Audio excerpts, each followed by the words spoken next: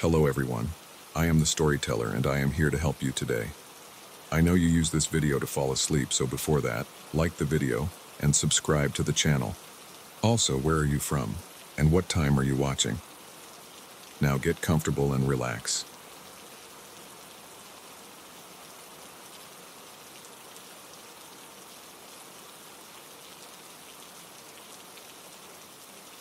The crackling of twigs under my boots was the only sound breaking the eerie silence of the forest.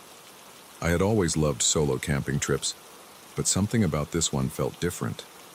The trees seemed to loom closer, their branches reaching out like gnarled fingers in the fading light. I shook off the feeling, attributing it to too many hours alone with my thoughts. That's when I saw him. Beautiful evening for a hike, isn't it? The man's voice startled me, seemingly materializing out of nowhere. He was tall and lean, with a weathered face that spoke of years spent outdoors. His smile was friendly, but something in his eyes made my skin prickle. "Yeah, it is," I replied, trying to keep my voice steady. "I'm just looking for a good spot to set up camp for the night." "Well, you're in luck," he exclaimed, his enthusiasm a bit too forced. "I know the perfect clearing just up ahead. Why don't I show you?" Every instinct told me to politely decline and move on, but the sun was sinking fast, and I was tired.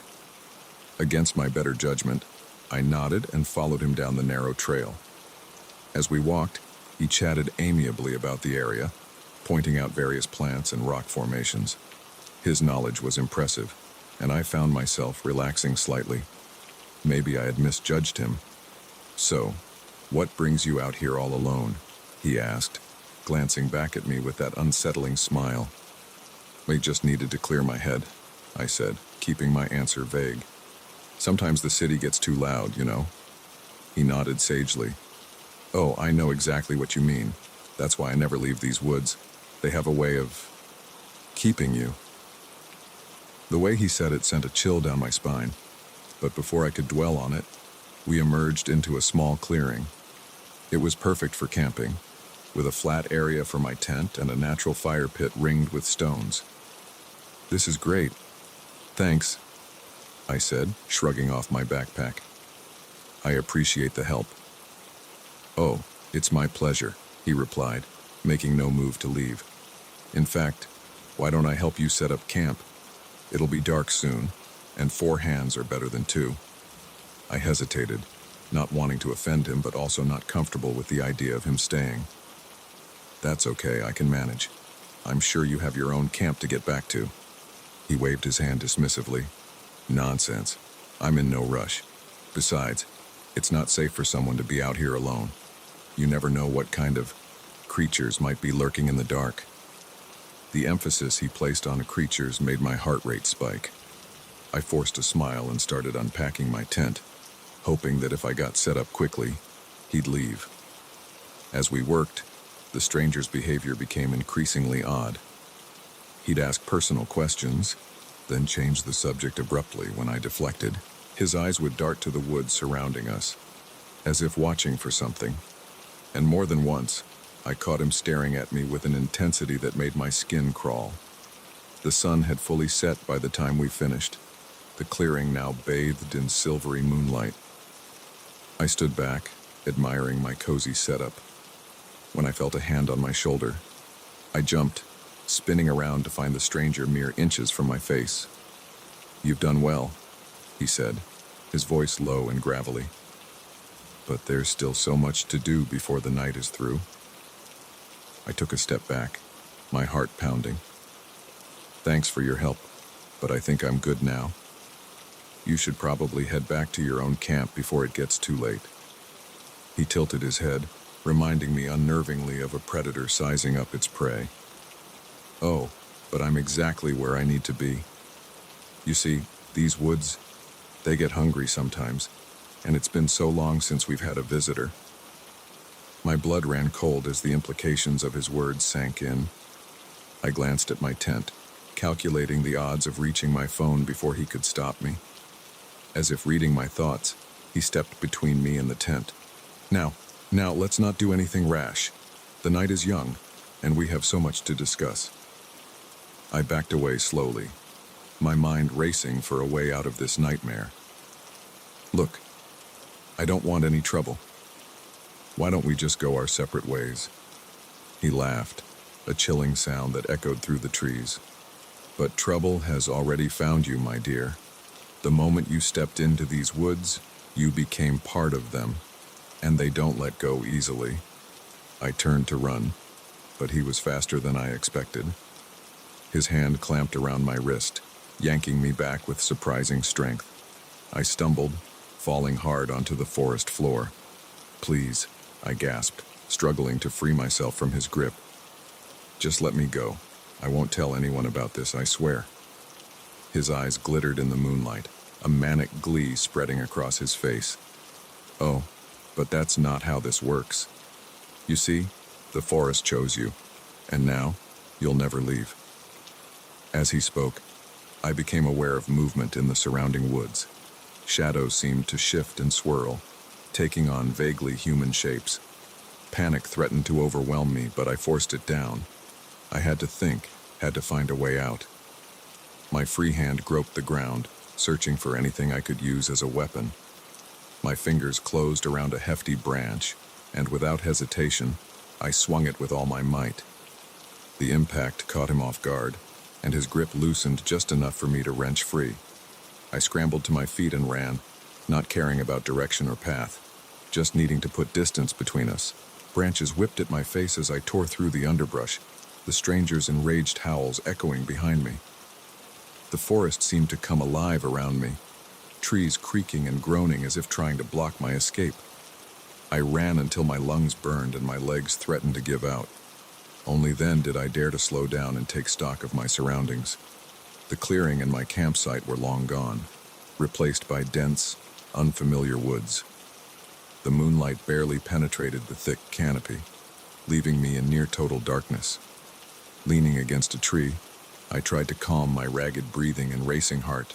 I needed to think, to come up with a plan. But the forest felt oppressive, closing in around me with malevolent intent. A twig snapped nearby and I froze. Straining my ears, I could make out the faint sound of footsteps, slowly and methodically searching the area. I know you're out there, the stranger's voice called out, eerily calm now. You can run all night if you like, but these woods, they always lead back to me in the end. I bit back a whimper, pressing myself against the rough bark of the tree. My mind raced through options, each one seeming more hopeless than the last. I had no idea which direction would lead me out of the forest, and my phone was still in my backpack back at the campsite. The footsteps grew closer, accompanied by the stranger's soft, unsettling humming. I held my breath, praying he would pass by without noticing me. Suddenly, a hand clamped over my mouth, muffling my scream. I thrashed wildly, but whoever held me was strong. Shh! A voice hissed in my ear. I'm trying to help you. I froze, confusion mixing with fear. It wasn't the stranger's voice, but that of a woman. Slowly, she removed her hand from my mouth. Who are you? I whispered, my voice trembling. Someone who knows what he is, she replied softly. And how to stop him. But we have to move quickly and quietly. Can you do that? I nodded, not trusting my voice.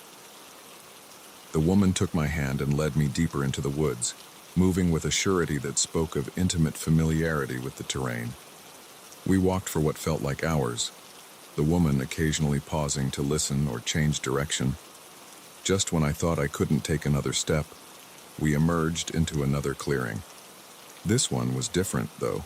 Symbols were carved into the trees surrounding it, and in the center stood a large, flat stone covered in strange markings. What is this place? I asked, my exhaustion momentarily forgotten. The woman's face was grim in the moonlight. The heart of the forest, and the source of his power.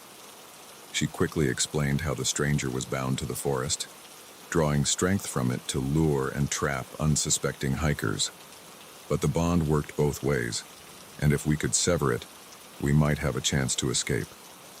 As she spoke, a bone-chilling howl echoed through the trees.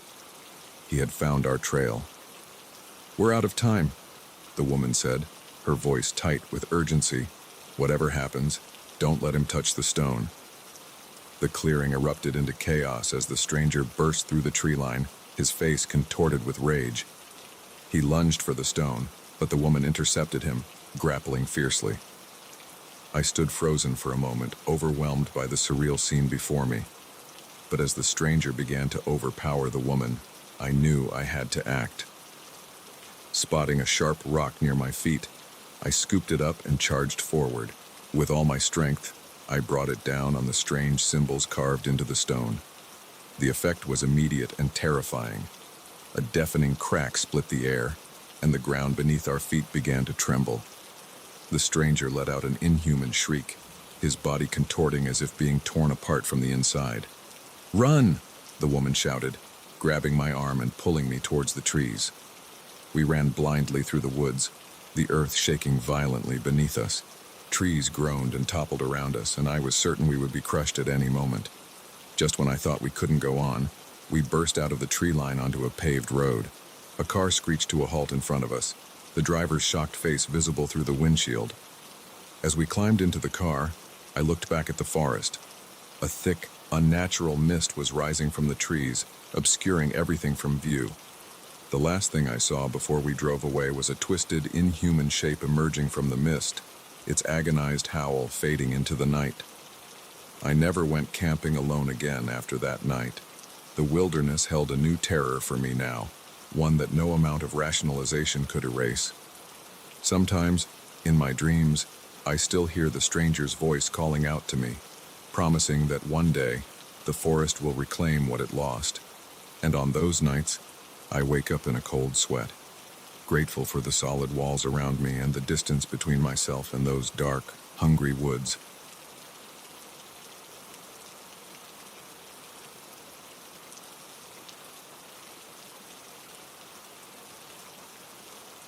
The streetlights flickered ominously as I pulled up to the curb, the app on my phone pinging to confirm my passenger's location. It was well past midnight, and the usually bustling streets of downtown were eerily empty. I'd been driving for rideshare services for months now, but something about tonight felt off. I spotted my passenger immediately, a tall, lean man in a dark coat, his face partly obscured by the brim of a fedora. As he approached the car, I forced a smile and unlocked the doors. Just another late-night fare, I told myself. Nothing to worry about. "Evening," I said as he slid into the back seat, "heading to Oakwood Avenue, right?"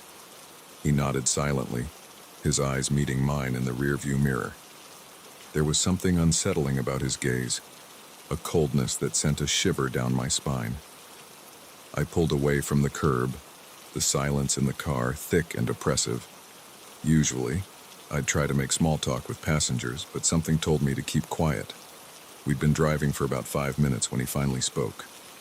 "You do this often? Drive at night?" His voice was low and gravelly, with an accent I couldn't quite place.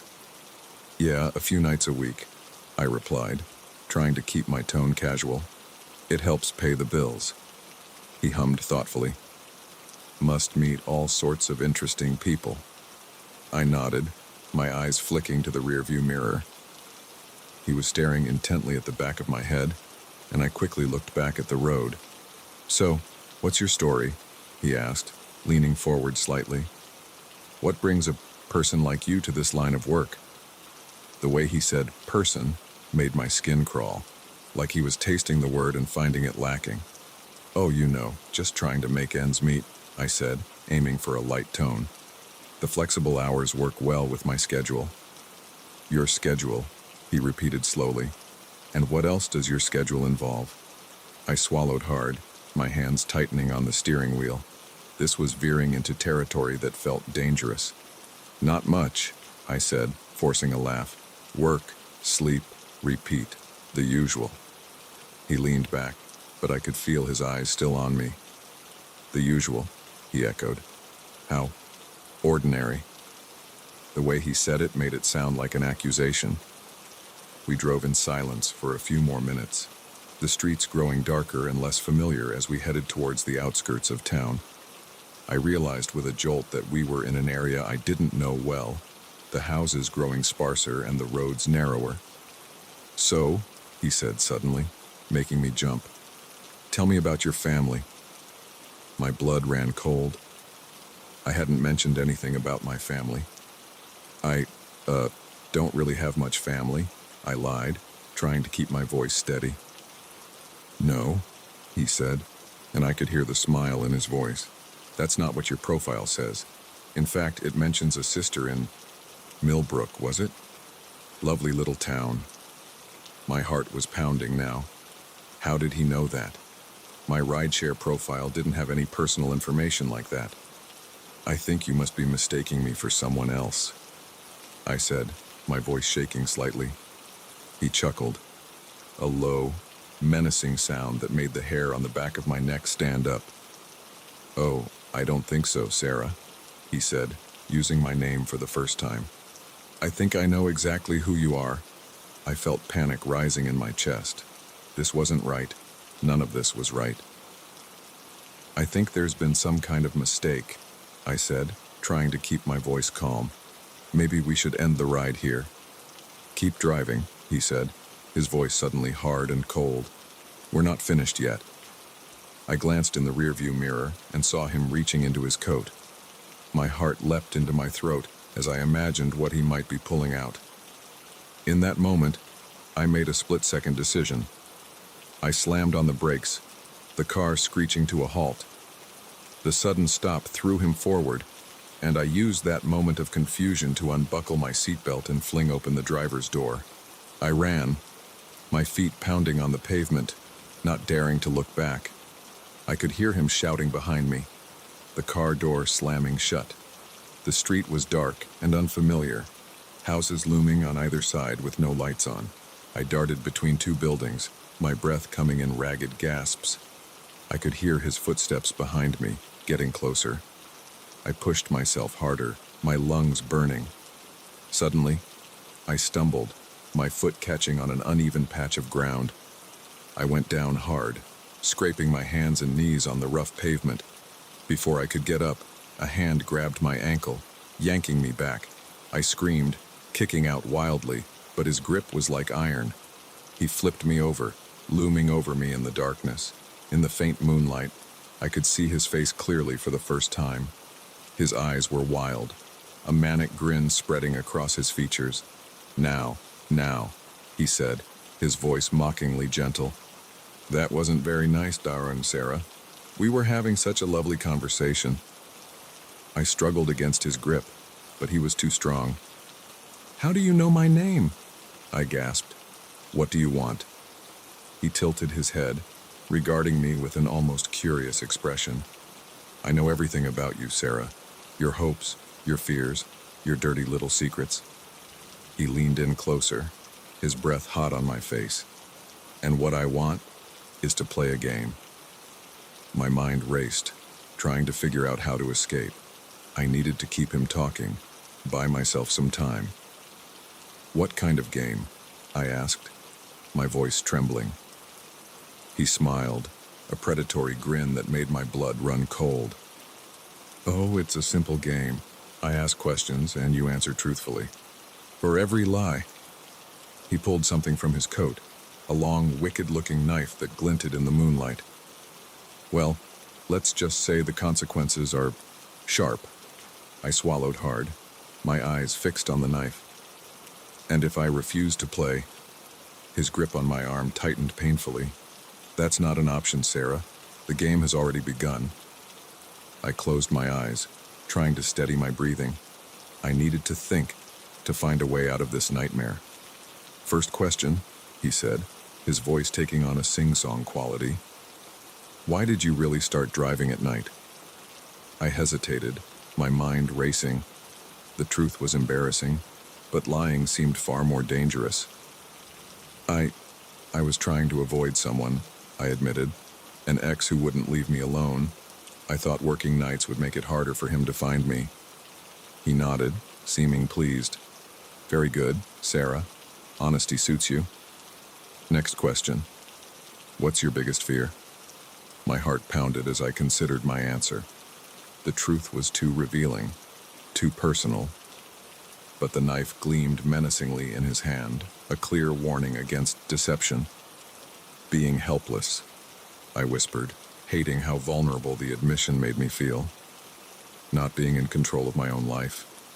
He smiled, a cold, calculating expression that made me shudder.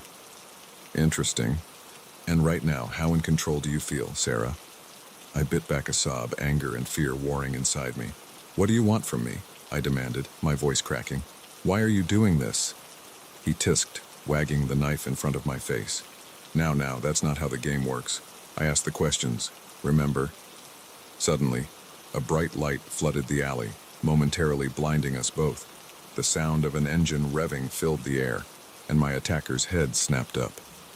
A car had turned into the alley, its high beams illuminating the scene. For a moment, everything seemed to freeze. Then, with a snarl of frustration, my attacker released me, scrambling to his feet. He took one last look at me, his eyes burning with a promise of future retribution, before darting off into the shadows. The car screeched to a halt beside me, and a familiar face leaned out of the driver's window. It was another rideshare driver I knew, a kind older woman named Marge. "Sarah, my God, are you all right?" she asked, her voice thick with concern. I nodded weakly, still shaking as I pulled myself to my feet. "Marge, how did you find me?" She helped me into the passenger seat, her eyes scanning the darkness warily. "I got a notification about a canceled ride in this area. Something felt off, so I came to check. Thank goodness I did." As we drove away, I couldn't shake the feeling that this wasn't over. The man's last look haunted me, a clear message that our game was merely postponed, not ended. In the days that followed, I gave a statement to the police, changed my phone number and moved to a new apartment. I stopped driving at night, too afraid of who might get into my car. But even now, months later, I can't shake the fear. Every time I see a man in a dark coat or hear footsteps behind me at night, my heart races. I know he's out there somewhere waiting for our paths to cross again. And when they do, I fear the game will begin anew, with stakes higher than I can imagine.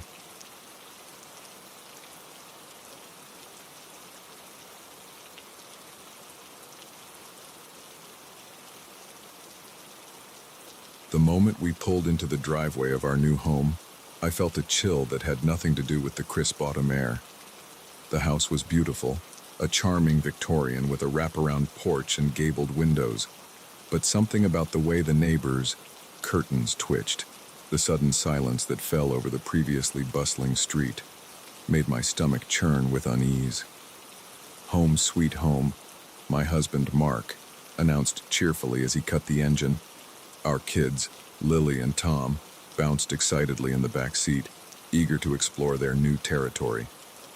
I forced a smile, trying to shake off the growing sense of dread. As we unloaded the car, I couldn't shake the feeling of being watched.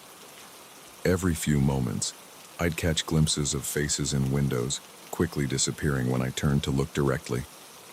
It was probably just curiosity about the new neighbors, I told myself. Nothing sinister about that. The first few days were a whirlwind of unpacking and settling in. The neighbors seemed friendly enough, stopping by with casseroles and welcome baskets. But there was something off about their smiles, a tightness around their eyes that spoke of hidden tension. It started with small things. I'd come home to find our trash cans meticulously organized, though I was certain I'd left them haphazardly by the curb. The garden beds, which I hadn't had time to tend, were suddenly weed-free and freshly mulched. At first, I was grateful for the help, assuming it was just neighborly kindness. But as the days went on, the attention became unsettling. One afternoon, I was in the kitchen when I noticed Mrs. Johnson from next door standing in our backyard, peering intently through our window. When she saw me, she waved cheerily as if this was perfectly normal behavior. I waved back weakly, my hand shaking slightly as I closed the curtains. That night at dinner, I broached the subject with Mark. "Don't you think the neighbors are a bit Over-friendly? I asked, trying to keep my voice casual. He laughed, spearing a piece of chicken with his fork. Honey, after living in the city for so long, you're just not used to small-town hospitality. It's nice that people care, isn't it? I nodded, not convinced, but not wanting to push the issue. Maybe he was right. Maybe I was just paranoid. But as the weeks went by, the feeling of being constantly observed only intensified. I'd wake up in the middle of the night to see shadows moving across our lawn, hear whispered conversations just outside our windows that would abruptly stop when I approached. The children started to notice too. Lily came home from school one day, her face pale and drawn. "Mom," she whispered, "the other kids say we shouldn't be here. They say this house is cursed."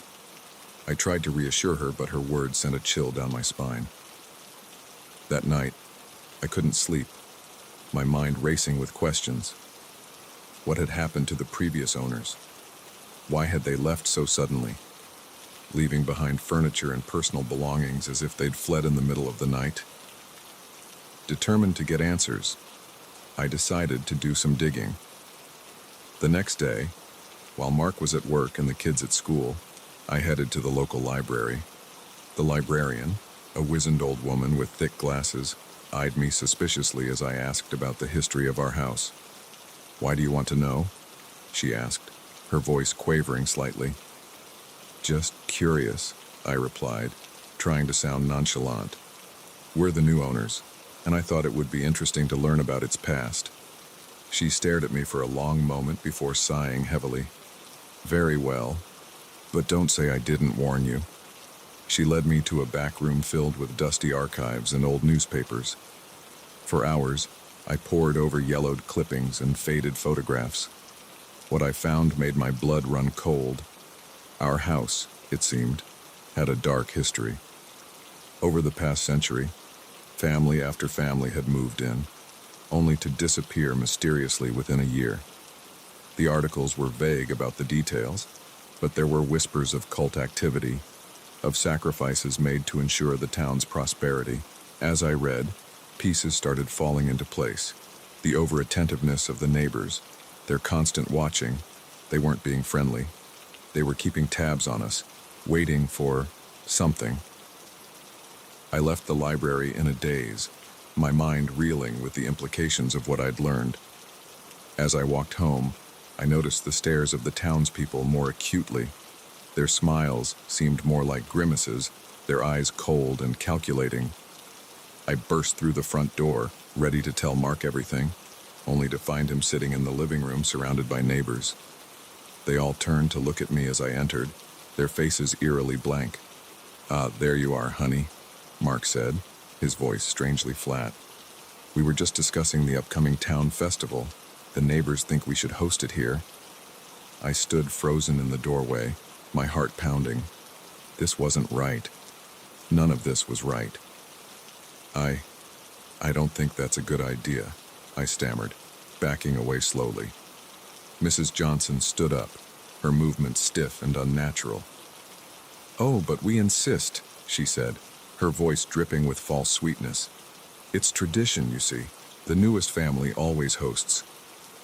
I looked at Mark, silently pleading for him to see the danger we were in. But his eyes were glazed over, a placid smile fixed on his face. "Where are the kids?" I asked, trying to keep the panic out of my voice.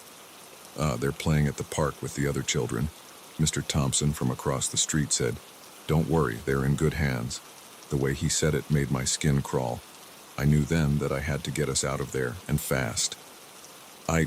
I need to lie down," I said, faking a yawn. "Long day at the library. Why don't you all continue without me?" I hurried upstairs, my mind racing. I had to get the kids, had to convince Mark, had to get us all out of this town before it was too late. I threw some clothes and essentials into a bag, my hands shaking so badly I could barely zip it closed. As I was about to leave the room, I heard footsteps on the stairs. Heavy, deliberate footsteps that didn't belong to my husband or children. I looked around frantically for a weapon, anything I could use to defend myself. My eyes fell on a heavy brass lamp on the bedside table.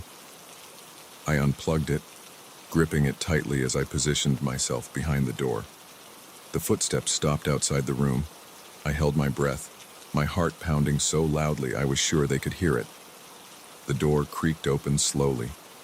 I raised the lamp, ready to strike. "Mom?" Lily's voice made me freeze. I lowered the lamp, relief flooding through me as my daughter stepped into the room. But something was off. Her movements were too stiff, her eyes unfocused. "Honey, are you okay?" I asked, reaching out to her. She smiled, but it wasn't her smile. It was too wide, too forced. "Everything's fine, Mom. The neighbors say it's time. We need to go downstairs now." I backed away, my relief turning to horror. "Lily, sweetie, listen to me. We need to leave. Now." Her head tilted at an unnatural angle. "But Mom, we can't leave. We're home now. Forever." I heard more footsteps, saw shadows moving in the hallway. They were coming for us. In that moment, survival instinct took over. I grabbed the bag, pushed past Lily, and ran. Down the stairs, through the kitchen, out the back door. I could hear shouts behind me, footsteps giving chase. I ran like I'd never run before, my lungs burning, my legs aching. I didn't know where I was going, only that I had to get away. Away from the house, away from the town, away from the nightmare we'd unwittingly walked into. As I reached the town limits, I risked a glance back. What I saw made my blood run cold. The entire town was behind me, moving as one, their faces blank and eyes empty. At the front were Mark and the kids, reaching out to me, calling for me to come back. But I knew if I went back, I'd never leave again. With tears streaming down my face, I turned and kept running, the sound of their calls fading behind me. I don't know how long I ran, or how I eventually found my way to a police station 2 towns over. They didn't believe my story, of course. How could they? It sounded insane even to my own ears. But I know what I saw. I know what we escaped from. And I know that somewhere in that picturesque little town, my family is waiting. Waiting for me to come back. Waiting to complete whatever dark ritual we had unknowingly become a part of. I'll find a way to save them. I have to. But for now, all I can do is warn others. Be careful where you make your home. Sometimes, the most dangerous monsters are the ones hiding behind welcome baskets and friendly smiles.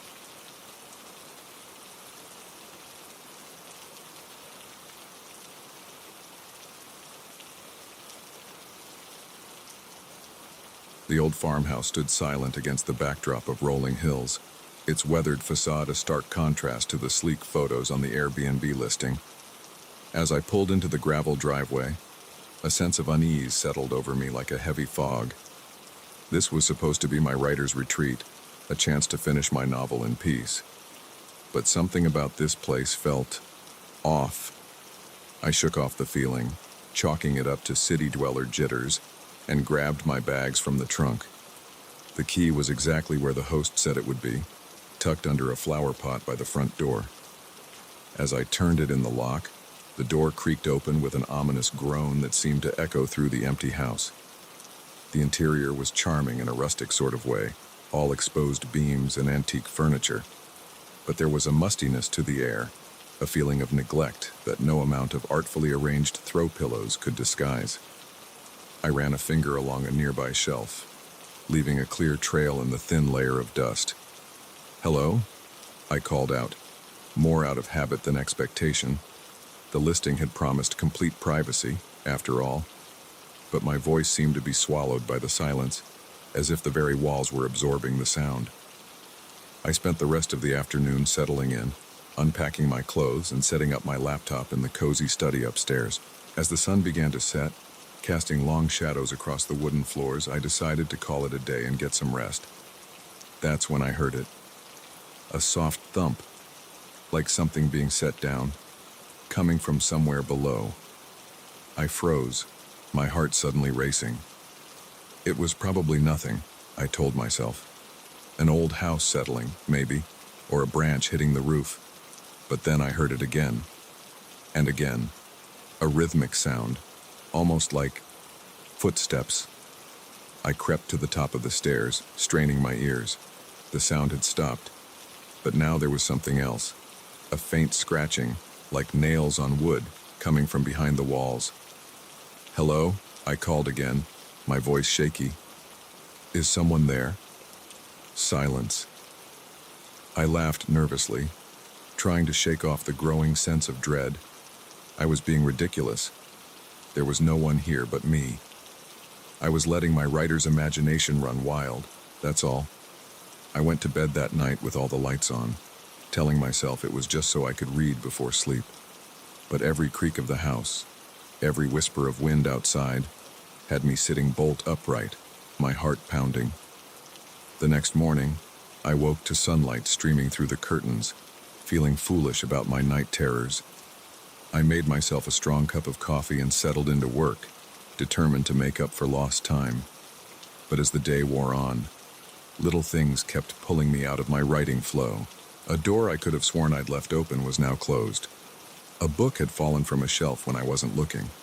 And always, that feeling of being watched. By mid-afternoon, I couldn't shake the sensation that something was very wrong. I decided to do a thorough search of the house, if only to put my mind at ease. I started in the basement, a dank, cobweb-filled space that sent shivers down my spine. As I swept my flashlight across the room, something caught my eye. A section of the wall looked off. The bricks didn't quite match the rest. Heart pounding, I approached it. Up close, I could see that the mortar was newer, not as weathered as the surrounding area. With trembling hands, I pressed against it. To my horror, it moved slightly. I stumbled back, my mind reeling. What was behind that wall? And more importantly, who had sealed it up? I raced back upstairs, my thoughts a jumble of terror and curiosity. Should I call the police? The Airbnb host? But what would I say? That I had a hunch there was something sinister hidden in the basement. As night fell, I paced the living room, debating my next move. That's when I heard it again. The footsteps. But this time, they weren't coming from below. They were coming from the attic. My blood ran cold. I knew I should run, should get in my car and drive as far away from this place as possible. But something held me back.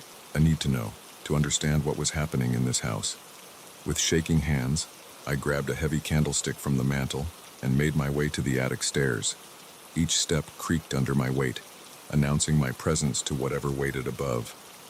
The attic was pitch black, the beam of my flashlight barely penetrating the gloom. Dust motes danced in the light, stirred up by my presence, and by something else. There, in the far corner, something moved. A shadow, darker than the surrounding darkness, shifting and writhing. "Who's there?" I called out, my voice barely above a whisper. The shadow stilled. Then, slowly, it began to take shape. A figure, hunched and twisted, turned to face me. I caught a glimpse of pale, sunken eyes, of skin stretched tight over bone. I screamed, stumbling backward. My foot caught on something, sending me crashing to the floor. The candlestick clattered away, rolling into the shadows. The figure moved towards me, its movements jerky and unnatural. I scrambled backwards, my hand closing around something cold and metal. The flashlight. I swung it up, the beam catching the figure full in the face. What I saw made my blood run cold. It wasn't a person, not anymore. Its face was a grotesque mask of decay, skin mottled and peeling. But its eyes were alive, filled with a hunger that turned my insides to ice. "You shouldn't be here," it rasped, its voice like sandpaper on stone. I couldn't move, couldn't breathe. This couldn't be real. It had to be a nightmare, a hallucination brought on by stress and lack of sleep. The creature took another step forward, its joints cracking with each movement. "This is our home," it hissed. "You're not welcome here. Our home. The words echoed in my mind, and suddenly, horribly, I understood. The walled-up section in the basement, the constant feeling of being watched. This thing, whatever it was, wasn't alone. As if in response to my realization, I heard more movement. From the shadows, from behind the boxes and old furniture, more figures emerged, each as twisted and decayed as the first. I found my voice then, a scream tearing from my throat as I scrambled to my feet. I ran, blind with terror, stumbling down the attic stairs and through the house. Behind me, I could hear them. The shuffle of feet, the rasp of labored breathing. They were following, hunting me through the house that was supposed to be my sanctuary. I reached the front door, yanking at the handle. It wouldn't budge. Locked. When had it locked? I fumbled with the deadbolt, my fingers clumsy with fear. They were getting closer. I could feel their cold breath on the back of my neck, hear their nails scraping against the walls. Finally, mercifully, the lock gave way. I burst out into the cool night air, not daring to look back as I ran to my car. The engine roared to life, and I peeled out of the driveway, gravel spraying behind me. In my rearview mirror, I caught one last glimpse of the farmhouse. Figures stood in every window, their pale faces watching as I fled. I drove through the night, not stopping until the sun began to rise. Only then, in the harsh light of day, did I allow myself to think about what had happened. I never went back to that farmhouse. I left a vague review on Airbnb, warning others about strange noises and unsettling atmosphere. But how could I explain the truth? Sometimes, late at night, I still hear those footsteps, still feel those eyes watching me from the shadows, and I wonder, with a chill that goes bone deep, if maybe I didn't escape after all, if maybe, somehow, I brought a piece of that house's horror home with me.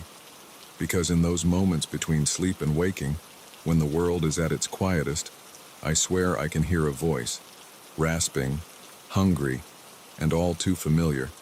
You're not welcome here.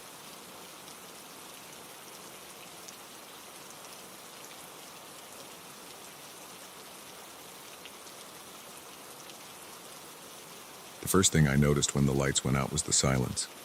One moment, the hum of the refrigerator and the soft whir of my laptop fan filled the air. The next, nothing. Just the sound of my own breathing, suddenly loud in the darkness. I fumbled for my phone, the screen's glow momentarily blinding me. 9:47 p.m. No signal. Great. It's fine, I muttered to myself, trying to quell the unease growing in my chest. Just a power outage. Happens all the time. But as I moved through my apartment, using my phone's flashlight to navigate, I couldn't shake the feeling that something was off. The darkness outside seemed thicker than usual, as if the entire world had been swallowed by an inky void. I tried the landline, but it was dead too. No dial tone, not even a crackle of static. Just silence. That's when I heard it. A soft scratching at the front door. So faint I almost missed it. I froze, my breath catching in my throat. It could be anything, I told myself. A tree branch, a stray cat. But deep down, I knew it wasn't. The scratching came again, louder this time, more insistent, then a thud, as if someone or something had thrown their weight against the door. My heart was pounding now, blood rushing in my ears. I backed away slowly, my eyes fixed on the door. The thudding continued, growing more forceful with each impact. I retreated to my bedroom, locking the door behind me. My hands were shaking so badly I could barely hold my phone. No signal, no way to call for help. The assault on the front door stopped abruptly. For a moment, silence reigned again. Then, footsteps, slow, deliberate, moving through my living room. I clapped a hand over my mouth to stifle a whimper. This couldn't be happening. It had to be a nightmare. But the cold sweat on my skin, the trembling in my limbs, it all felt too real. The footsteps drew closer, pausing outside my bedroom door.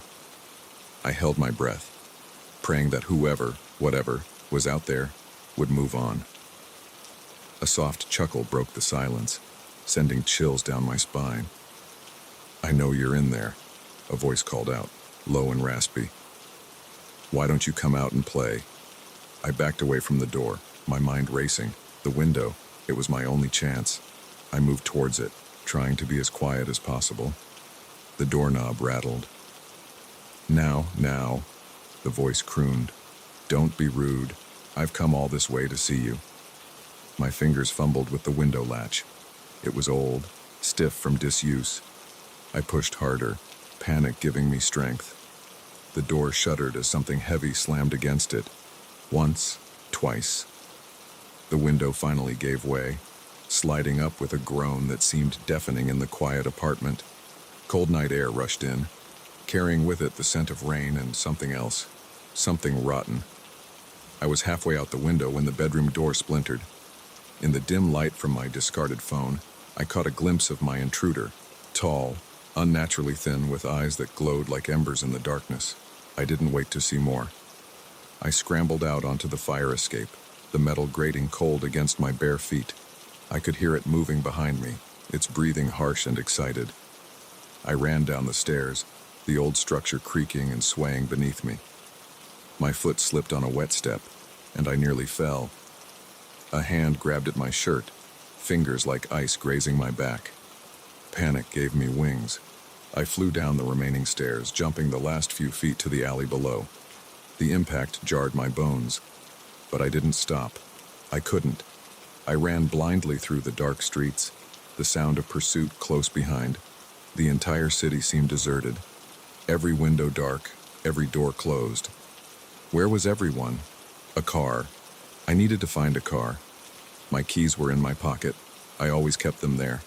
A habit born from late nights at the office. If I could just find my car, I could escape. I turned a corner and there it was. My beat-up old sedan, a beacon of hope in the darkness. I fumbled with the keys, acutely aware of the footsteps drawing nearer. The key slid home and I wrenched the door open, throwing myself inside. I jammed the key into the ignition, turning it with desperate force. The engine coughed once, twice, then roared to life. I slammed the car into drive just as a shape loomed in my rearview mirror. I floored it, tires squealing on the wet pavement. In the mirror, I saw it standing in the middle of the road, watching me flee. Even from a distance, I could see its mouth stretched in an impossible grin. I drove for hours, my knuckles white on the steering wheel. Every shadow on the road made me flinch. Every rustle of wind sounded like whispered threats. As the first light of dawn broke the horizon, I finally allowed myself to relax slightly. I had escaped. I was safe. But then my car radio crackled to life, startling me so badly I nearly swerved off the road. Through the static, a familiar voice spoke, low, raspy, amused. "Did you really think you could run from me?" I screamed, slamming on the brakes. The car skidded to a stop in the middle of the empty highway. Silence fell once more. The radio was dead, the voice gone. But as I sat there, shaking and sobbing, I knew the truth. The darkness had followed me, and it always would. In the days that followed, I tried to convince myself it had all been a terrible nightmare. I went back to my apartment, cleaned up the broken door, and tried to resume my normal life. But things were different now. The lights never seemed quite bright enough. The shadows in the corners of my room seemed to move when I wasn't looking directly at them. And always, there was that feeling of being watched. I started sleeping with the lights on, but it didn't help. In the quiet hours of the night, I would hear it, soft scratching at my door, whispered promises of games yet to be played. I moved apartments, then cities, but it didn't matter. Wherever I went, the darkness followed. In crowded streets, I would catch glimpses of a too-tall figure with glowing eyes. In busy cafes, I would hear that raspy chuckle just behind me. Friends and family started to worry. They said I looked tired, paranoid. They suggested therapy, medication. But how could I explain? How could I make them understand the terror that stalked me day and night? Months passed. I lost my job, my relationships crumbled. I became a shell of my former self, always looking over my shoulder, always waiting for the moment when the lights would go out and it would come for me again. And then one night, it happened. I was huddled in my new apartment, every light blazing, when the power cut out. In the sudden darkness, I heard that familiar chuckle. "Ready to play?" the voice asked, closer than it had ever been before. I didn't run this time. I was tired of running, tired of being afraid. Instead, I stood up, facing the darkness that had haunted me for so long. "What do you want from me?" I asked, my voice surprisingly steady. The darkness seemed to coalesce, taking on that familiar, tall, thin shape. Its eyes glowed, fixed on me with an intensity that made my skin crawl. "Want?"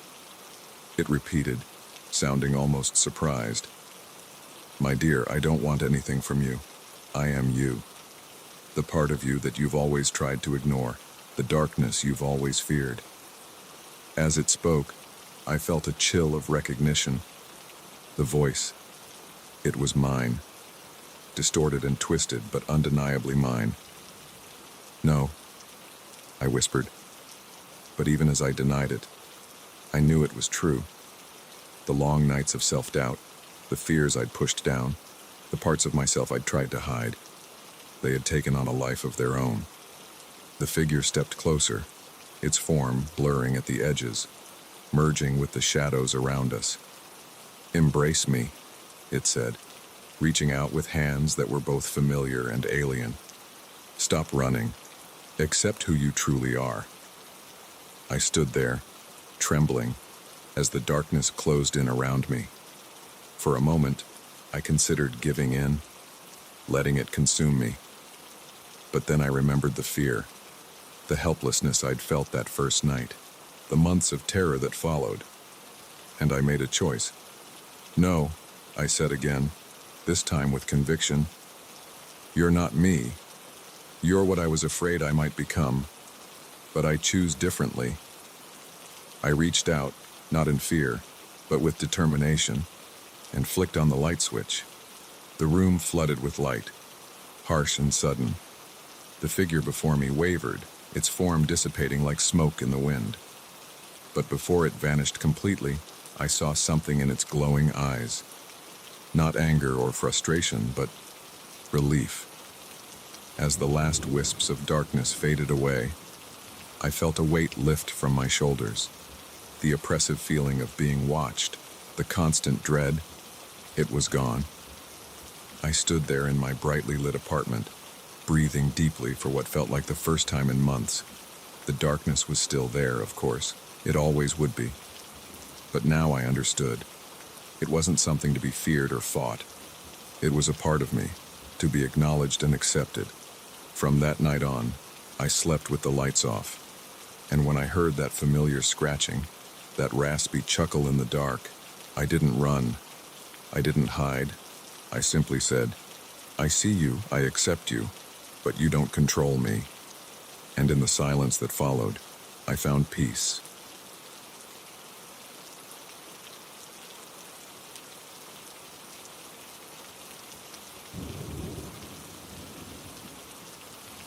The rhythmic thumping of our failing engine was the first sign that our road trip was about to take a sinister turn.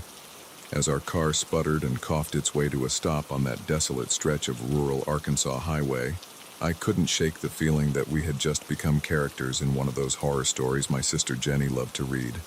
"Well, this is just perfect," I muttered, futilely turning the key in the ignition one last time. Jenny, ever the optimist, patted my arm. "Don't worry, Mike. We'll figure something out. We always do." I wished I shared her confidence. The sun was setting, painting the sky in ominous shades of red and purple. In the gathering darkness, the surrounding cornfields seemed to whisper secrets to each other, their rustling leaves a conspiratorial murmur. We had passed a farmhouse a few miles back. It was our best shot at finding help, or at least a phone to call for a tow. With no cell service and limited options, we locked up the car and started walking. The air grew colder as we trudged along the empty road. our footsteps echoing in the eerie silence. Jenny huddled closer to me, her earlier optimism fading with each step. "Mike," she whispered, "do you ever get the feeling that we're being watched?" I was about to dismiss her fears when I saw it too, a flicker of movement in the cornfield to our right. I squinted into the darkness, but whatever it was had vanished. "It's probably just an animal," I said, trying to convince myself as much as her. "Come on, we're almost there." The farmhouse loomed ahead, a decrepit Victorian silhouette against the darkening sky. As we approached, I could see that it had seen better days. Paint peeled from the weathered siding, and several windows were boarded up. I hesitated at the bottom of the porch steps, a sense of unease creeping up my spine. But we had come too far to turn back now. I raised my hand to knock on the door, but before my knuckles could make contact, it creaked open. An elderly couple stood in the doorway, their faces etched with deep wrinkles and wary expressions. The woman's eyes darted between Jenny and me, while the man's gaze remained fixed on a point just over my shoulder. "Can we help you?" the woman asked, her voice thin and reedy. I explained our situation, trying to ignore the prickling sensation at the back of my neck. Something about their blank stares and too wide smiles set my nerves on edge. Of course," the old man said, his voice surprisingly deep and resonant. "You poor dears must be exhausted. Come in, we have a phone you can use." Jenny shot me a relieved smile as we stepped over the threshold. The interior of the house was as dated as its exterior, with faded floral wallpaper and furniture that looked like it hadn't been moved in decades. The old woman introduced herself as Martha and her husband as Jeb. They led us to a dusty parlor where an ancient rotary phone sat on a side table. "I'm afraid the phone lines have been acting up lately," Jeb said apologetically, "but you're welcome to try. In the meantime, why don't you join us for supper? It's almost ready." I opened my mouth to decline, but Jenny spoke first. "That would be lovely. Thank you." As Martha shuffled off to the kitchen, Jeb settled into a worn armchair, his roomy eyes fixed on us with an unsettling intensity. "So," he said, leaning forward slightly, "what brings you young folks to these parts?" We explained about our road trip, how we were heading to visit family in Little Rock. As we talked, I couldn't shake the feeling that something was off. The room felt too still, the air too thick. And Jeb's gaze never wavered, even when Martha called him to help in the kitchen. Left alone, Jenny and I exchanged glances. "Maybe we should just try the phone and go," I whispered. She nodded, looking relieved. But when I picked up the receiver, there was no dial tone, just dead silence. Before I could tell Jenny, Martha called us to dinner.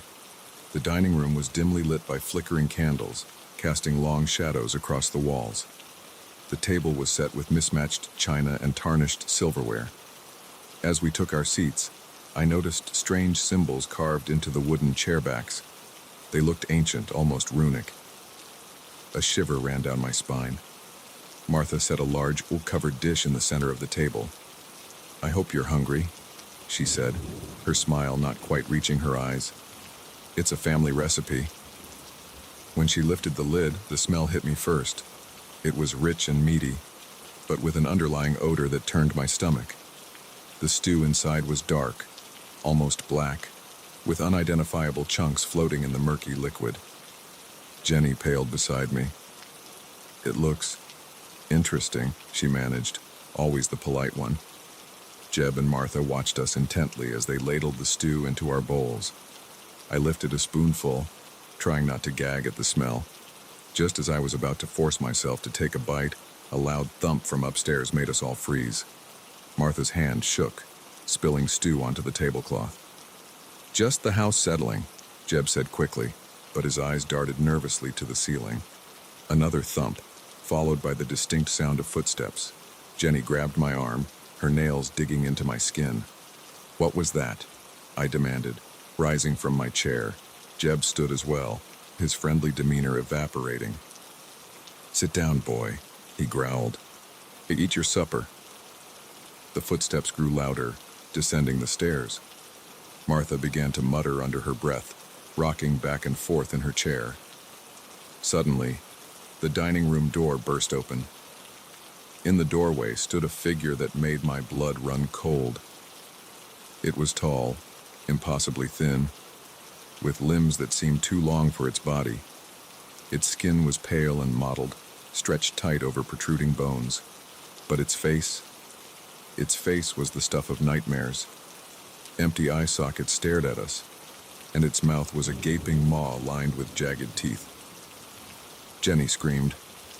I grabbed her hand and we bolted for the door, knocking over chairs in our haste. Behind us, I could hear Jeb shouting and Martha's high-pitched wailing. We burst out of the house and into the night, running blindly down the dirt driveway.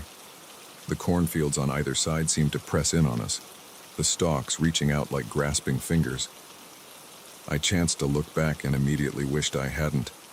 The creature was following us, moving with an unnatural, loping gait, and behind it, I could see Jeb and Martha, their faces contorted with a mixture of fear and hunger. We ran until our lungs burned and our legs felt like lead. Finally, mercifully, we saw headlights approaching. I waved my arms frantically, and the pickup truck screeched to a halt beside us. The driver, an older man with a weathered face, took one look at our terrified expressions and threw open the passenger door. "Get in!" he barked. "Now!" We didn't need to be told twice. As we peeled away, I looked in the side mirror. The farmhouse was receding in the distance, but I could still see figures standing in the road, watching us go. The driver, who introduced himself as Tom, listened in stunned silence as we recounted our experience. When we finished, he shook his head grimly. "You're not the first to have a run-in with the Hendersons," he said. "That farmhouse has been abandoned for years, but sometimes folks passing through say they've seen lights on, heard voices. Those who stop, well, they don't always come back." We rode in shocked silence for a while, the enormity of what we'd escaped slowly sinking in. Finally, Tom spoke again. "Legend has it that the Hendersons made a deal with something evil long ago. Promised it would keep them alive forever, as long as they provided it with sustenance." I shuddered, remembering the strange stew, the horrible creature in the doorway. Jenny clutched my hand, her face pale in the dashboard light. Tom dropped us off at a motel in the next town, refusing any payment for the ride. As he drove away, he left us with a warning. "Be careful out there. Some roads aren't meant to be traveled, and some houses should be left alone." We never did finish that road trip. The next day, we called a tow truck for our car and booked the first flight home. But the memory of that night haunts me still.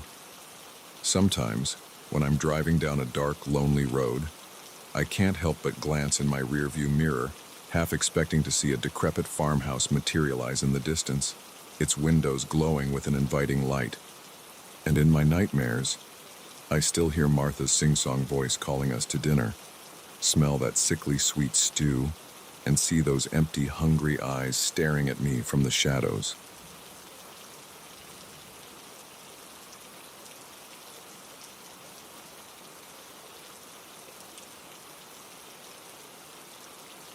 The security cameras blinked out one by one, each screen fading to static before going dark. I leaned closer to the monitors, my coffee forgotten in my hand as an icy chill crept up my spine. In my 3 years as a night guard at Oak Ridge Office Complex, I'd never seen anything like this. "What the hell?" I muttered, tapping frantically at the keyboard. Nothing responded. The entire system seemed to be dead. I reached for the phone to call my supervisor, but the line was dead. My cell phone showed no signal. It was as if the entire building had been cut off from the outside world. That's when I heard it. A soft thud, followed by the unmistakable sound of footsteps echoing through the empty halls. I froze, my heart pounding in my chest. The building was supposed to be empty. I was the only one here, tasked with watching over 20 floors of darkened offices and conference rooms. The footsteps grew louder, more purposeful. They weren't coming from the lobby or the elevators, but from deeper within the building. Impossible. I had locked everything down myself at the start of my shift. I stood up, my legs shaky beneath me. Protocol dictated that I should investigate any unusual activity, but every instinct screamed at me to run, to get out of the building as fast as I could. "Hello?" I called out, my voice embarrassingly weak. "This is security. Identify yourself." Silence. Then, a low chuckle that seemed to come from everywhere and nowhere at once. I grabbed my flashlight and stepped out of the security office, my heart hammering so hard I could feel it in my throat. The hallway stretched before me, a dark tunnel punctuated by the dim glow of emergency exit signs. As I moved down the corridor, I became acutely aware of how loud my footsteps were, how heavily I was breathing. I swept my flashlight back and forth, its beam cutting through the darkness like a knife. The air felt different somehow, heavier, charged with a strange electricity that made the hair on my arms stand on end. I reached the elevator bank and hesitated. The smart thing would be to leave, to call for backup. But curiosity and a sense of duty pushed me forward. I pressed the call button, more out of habit than expectation. To my surprise, the elevator dinged, its doors sliding open with a soft whoosh. I stepped inside, my finger hovering over the floor buttons. Where had the sound come from? I tried to recall, to pinpoint its origin. The 10th floor, I decided. That's where I'd start. The ride up was agonizingly slow, each floor ticking by with excruciating deliberation. When the doors finally opened, I half expected to see someone, or something, waiting for me. But the 10th floor was as dark and silent as the lobby had been. I stepped out, my flashlight beam dancing across empty cubicles and closed office doors. Everything looked normal, undisturbed. Maybe I had imagined the whole thing. Maybe. A door slammed somewhere to my left, the sound like a gunshot in the silence. I whirled around, my heart leaping into my throat. "Who's there?" I called out, trying to keep my voice steady. "This is your last warning. Identify yourself or I'm calling the police." Another chuckle, closer this time. Then a voice, low and raspy. "Oh, I don't think you'll be calling anyone, friend." I spun around, my flashlight beam cutting through the darkness. For a split second, I caught a glimpse of a figure at the end of the hall, tall, unnaturally thin, with eyes that seemed to glow in the dark. Then it was gone, ducking into one of the offices. My mind raced. This wasn't a typical intruder. Something was very, very wrong here. I should leave, I thought. Get out, call for help. But what if this thing got away? What if it hurt someone else? Against my better judgment, I moved down the hallway, my free hand reaching for the pepper spray on my belt. I approached the office where I'd seen the figure disappear, my heart pounding so hard I was sure it could be heard throughout the entire floor. With a deep breath, I pushed open the door. The office was dark, seemingly empty. I swept my flashlight around, illuminating a desk, some filing cabinets. The beam caught something reflective. Two somethings. Eyes. I stumbled backward, fumbling with the pepper spray. But before I could raise it, a hand shot out of the darkness, knocking it from my grasp. The flashlight clattered to the floor, its beam spinning crazily around the room. In the strobing light, I caught glimpses of my attacker. Pale skin stretched tight over an elongated face, a mouthful of teeth that were far too sharp to be human, and those eyes, glowing with an inner light that spoke of something ancient and malevolent. I turned to run, but it was faster, impossibly fast. Its hand closed around my arm, its grip like ice. Now, it said, its voice a rasping whisper. "Don't you want to play?"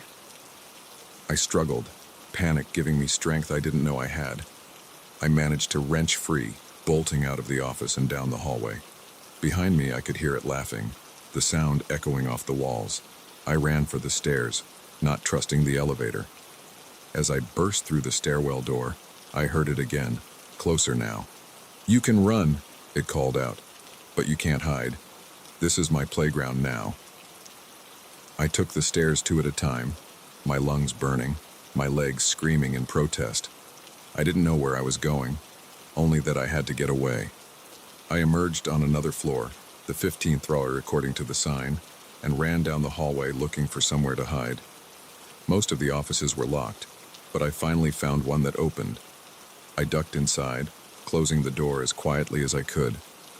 In the darkness, I fumbled for a hiding spot, eventually crawling under a large desk. For what felt like hours, I sat there, trying to control my breathing, straining my ears for any sound of pursuit. The silence was oppressive, broken only by the pounding of my own heart. Then, footsteps, slow, deliberate, moving down the hallway outside. They paused outside the office door, and I held my breath, praying it would move on. The doorknob turned. I closed my eyes, as if not seeing the danger could somehow make it go away. "I can smell your fear," the voice said, closer now. "It's intoxicating." I opened my eyes to see a pair of legs standing in front of the desk. Slowly, painfully slowly, it crouched down, its face coming into view. In that moment, looking into its inhuman eyes, I understood true terror. This wasn't just an intruder or some psychopath. This was something else entirely, something that shouldn't exist in our world. It smiled, revealing rows of needle-sharp teeth. "Found you," it said. What happened next is a blur. I remember screaming, lashing out with all my strength. I remember running again through hallways that seemed to stretch on forever. I remember the thing always behind me, always just a step away, laughing at my futile attempts to escape. Somehow, I made it to the lobby. The front doors were locked. When had they been locked? But in my desperation, I grabbed a chair and smashed through the glass. I ran into the night, not stopping until I collapsed on a busy street corner several blocks away. People gathered around me, concerned faces asking if I was okay. I couldn't speak, couldn't explain what had happened. The police came, then paramedics. They took me to the hospital, treating me for cuts and bruises I didn't even remember getting. I told them my story, but I could see the disbelief in their eyes. They thought I was crazy, or on drugs, or both. The next day, detectives came to take my statement. They told me they'd searched the building but found nothing out of the ordinary. The security cameras showed no intruder, just me running through the halls in a panic, fighting against something that wasn't there. I quit my job that day. I couldn't face going back to that building. Couldn't risk encountering that thing again. For weeks afterward, I jumped at every shadow, flinched at every unexpected sound. Even now, years later, I can't shake the memory of those glowing eyes, that inhuman smile. Sometimes, late at night, I swear I can hear that rasping chuckle, as if it's right outside my window. I don't work night shifts anymore. I avoid tall buildings and empty offices, but no matter where I go, no matter what I do, I can't escape the feeling that someday, somehow, it will find me again. And next time, I might not be so lucky.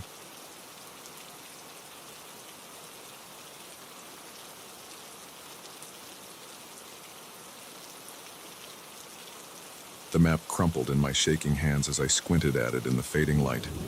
This wasn't right. The trail should have looped back to the campsite hours ago. Instead, I found myself in a dense part of the forest I didn't recognize, with shadows growing longer and the air taking on an ominous chill. I've always prided myself on my sense of direction, but as the reality of my situation sank in, pride gave way to a gnawing fear. I was lost. Completely and utterly lost, in a wilderness that seemed to grow more menacing with each passing minute. "Keep it together, Alex," I muttered to myself, trying to quell the panic rising in my chest. I took a deep breath, inhaling the scent of pine and damp earth. Think logically. Retrace your steps. Find higher ground. But as I turned to head back the way I came, I realized with a jolt that I couldn't remember which direction that was. The trees all looked the same, their branches reaching out like gnarled fingers in the dimming light. That's when I heard it. A twig snapping, followed by the rustle of leaves. My heart leapt into my throat.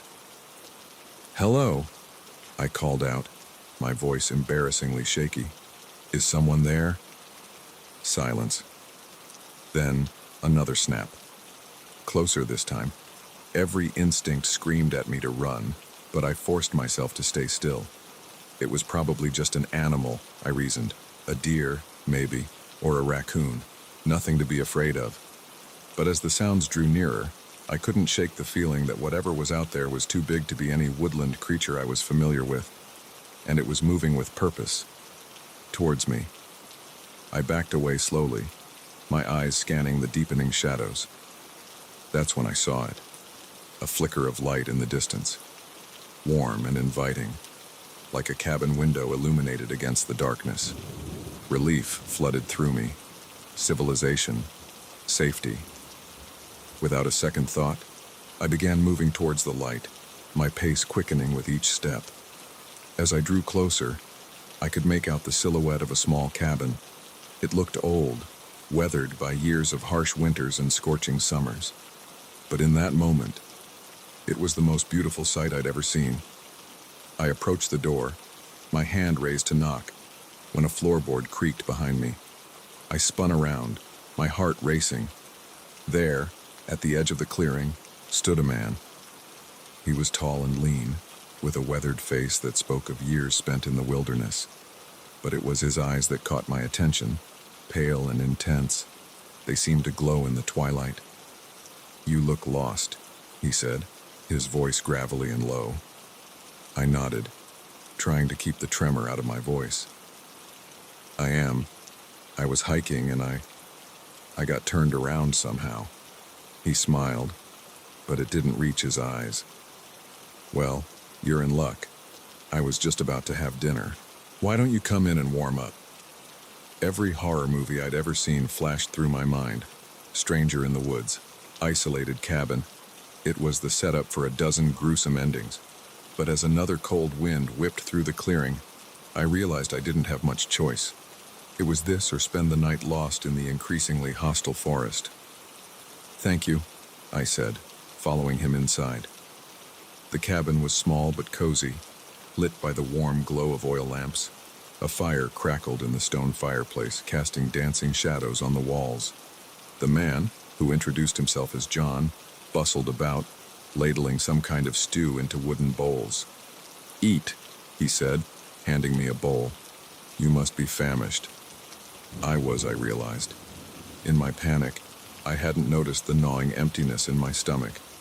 I took a cautious sip of the stew. It was rich and hearty, with a taste I couldn't quite place. As I ate, John peppered me with questions. Where was I from? What brought me to these woods? Did anyone know where I was? With each answer, I felt a growing unease. His interest seemed too keen, his gaze too intent. But I brushed it off as paranoia. He was just being hospitable, I told myself. Just a kind stranger helping a lost hiker. After dinner, John offered me a bed for the night. "The woods aren't safe after dark," he said, that odd smile playing on his lips again. "All sorts of creatures come out at night."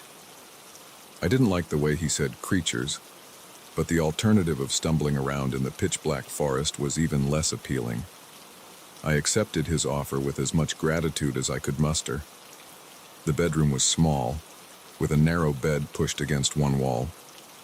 As John showed me in, I noticed scratch marks on the inside of the door, deep gouges in the wood, as if something had tried desperately to get out.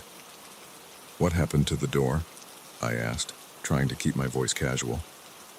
John's expression darkened for a moment before that unsettling smile returned. "Raccoons," he said, "crafty little beasts, always trying to get in where they don't belong." I nodded, not believing him for a second, but what choice did I have? I was miles from anywhere, in a stranger's cabin, with night falling fast. "Sleep well," John said as he left, closing the door behind him. I heard the distinct click of a lock turning. My heart began to race. I was trapped. I rushed to the window, but it was nailed shut.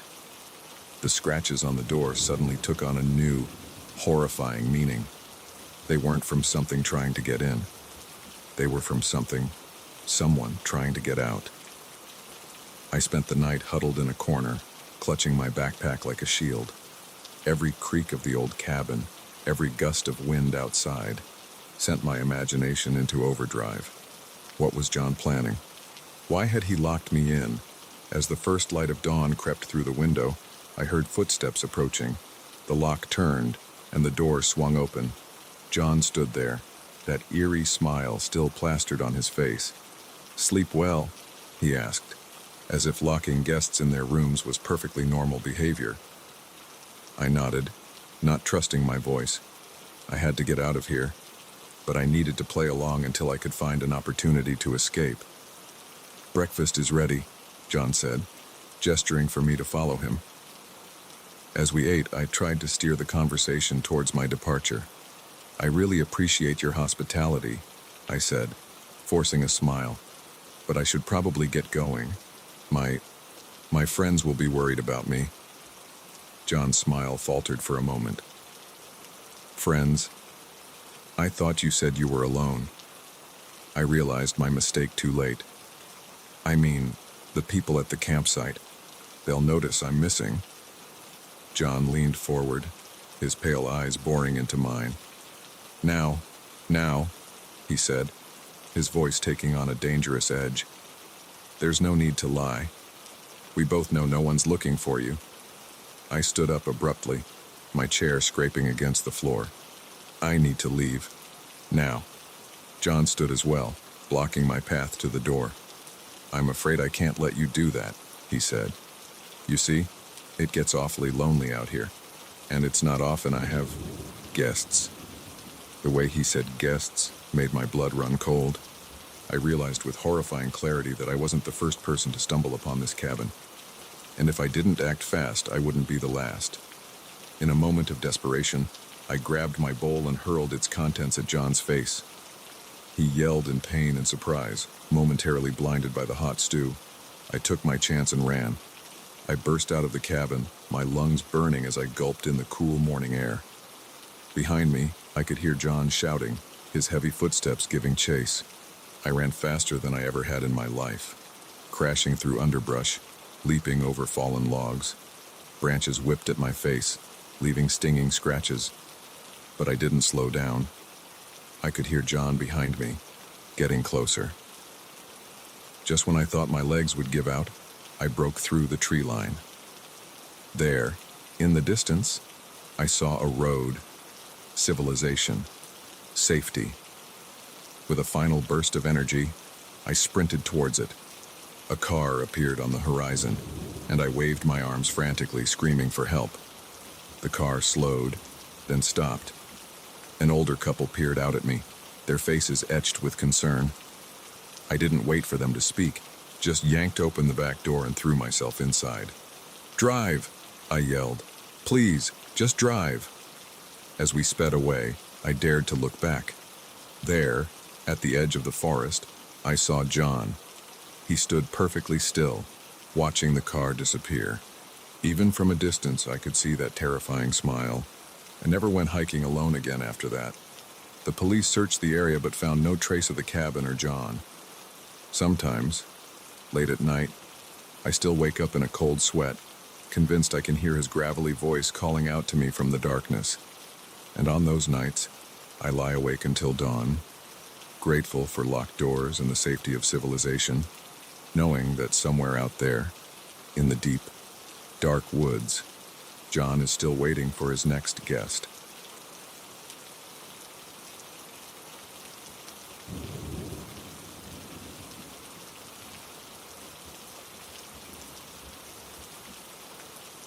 The package sat on my doorstep, innocuous and brown, addressed to someone I'd never heard of, Sarah Mitchell. The name meant nothing to me, but the return address sent a chill down my spine. 1313 Ravens Court, my apartment number, but not my street. I stood there, key in hand, staring at the parcel as if it might suddenly spring to life. I should have left it there. Should have called the post office, explained the mix-up. But curiosity, that damned human trait, got the better of me. I picked up the package, unsurprisingly heavy for its size, and brought it inside. My apartment felt different somehow, as if the very air had changed with the introduction of this mysterious box. I set it on the kitchen counter, eyeing it warily as I went about my evening routine, but my gaze kept drifting back to it, questions swirling in my mind. Who was Sarah Mitchell? Why did the return address match my apartment number? And what was inside? It was past midnight when I finally gave in to temptation. I told myself I was just checking for a phone number, some way to contact the real recipient. But deep down, I knew I was lying to myself. The tape gave way easily under my knife. I peeled back the brown paper, revealing a plain cardboard box beneath. My heart was pounding as I lifted the lid. Inside, nestled in crumpled newspaper, was a small wooden box, intricately carved with symbols I didn't recognize. Alongside it was a folded piece of paper. With trembling hands, I opened it. Sarah, the time has come. You know what must be done. R. The cryptic message sent a shiver down my spine. I turned my attention to the wooden box, my fingers tracing the strange symbols. It was locked, a tiny keyhole barely visible among the carvings. That's when I heard it, a soft scratching sound coming from inside the box. I dropped it like it was on fire, stumbling back from the counter. The scratching continued, growing more insistent. Whatever was inside wanted out. Panic seized me. I grabbed the box, intending to throw it out the window to rid myself of this nightmare. But as my fingers closed around it, a jolt of electricity shot through my body. Images flashed before my eyes. A dark room, candles flickering, hooded figures chanting in a language I didn't understand. I came to on the floor, the box clutched to my chest. The scratching had stopped, but I could feel a faint pulse, like a tiny heartbeat, emanating from within. My phone rang, making me jump. Unknown number. I let it go to voicemail, too shaken to speak. A moment later, a message notification pinged. We know you have it. Open the box, complete the ritual, or suffer the consequences. My blood ran cold. How did they know? Who were they? And what ritual? I spent the next few days in a state of paranoid frenzy. I didn't leave my apartment, didn't answer my phone. The box sat on my coffee table, a constant reminder of the madness that had invaded my life. Sometimes, late at night, I'd hear the scratching again, soft and insistent. On the third day, there was a knock at my door. I froze, hardly daring to breathe. Through the peephole, I saw a man in a delivery uniform, holding another package. "Delivery for Sarah Mitchell," he called out. My heart raced. I didn't answer, praying he'd go away. After a few moments, I heard him sigh and set the package down. His footsteps receded down the hallway. I waited an hour before cracking open the door. The package was there, identical to the first. This time I didn't hesitate. I tore it open right there in the hallway. Inside was a key, small, ornate, and unmistakably designed for the wooden box. Along with it was another note. Time is running out. Open the box. Speak the words, or we'll come for you. I slammed the door shut, leaning against it as I tried to calm my ragged breathing. This was insanity. I should go to the police and tell them everything, but who would believe me? And what if these people, whoever they were, made good on their threats? That night, I sat on my couch, the box in front of me, the key in my hand. The scratching had started again, more frantic than ever. I could feel the pulse of the box quickening, matching the rapid beat of my own heart. With shaking hands, I inserted the key. It turned smoothly, the lock clicking open with a sound that seemed to echo in the quiet apartment. I hesitated, my hand on the lid. Did I really want to see what was inside? Did I have a choice? I opened the box. A blinding light erupted from within, filling the room with an otherworldly glow. I shielded my eyes, feeling a rush of wind that seemed to come from everywhere and nowhere at once. When I lowered my arm, I gasped. Hovering above the open box was a small, pulsating orb of energy. It thrummed with power, sending waves of heat and cold washing over me in alternating bursts, and somehow, impossibly, I could hear it whispering, "Speak the words." It hissed in a voice that was 1,000 voices. "Complete the ritual. Fulfill your destiny." I stumbled back, knocking over a lamp in my haste to get away. The orb followed, growing larger, its whispers becoming a deafening chorus. "Speak the words. Speak the words."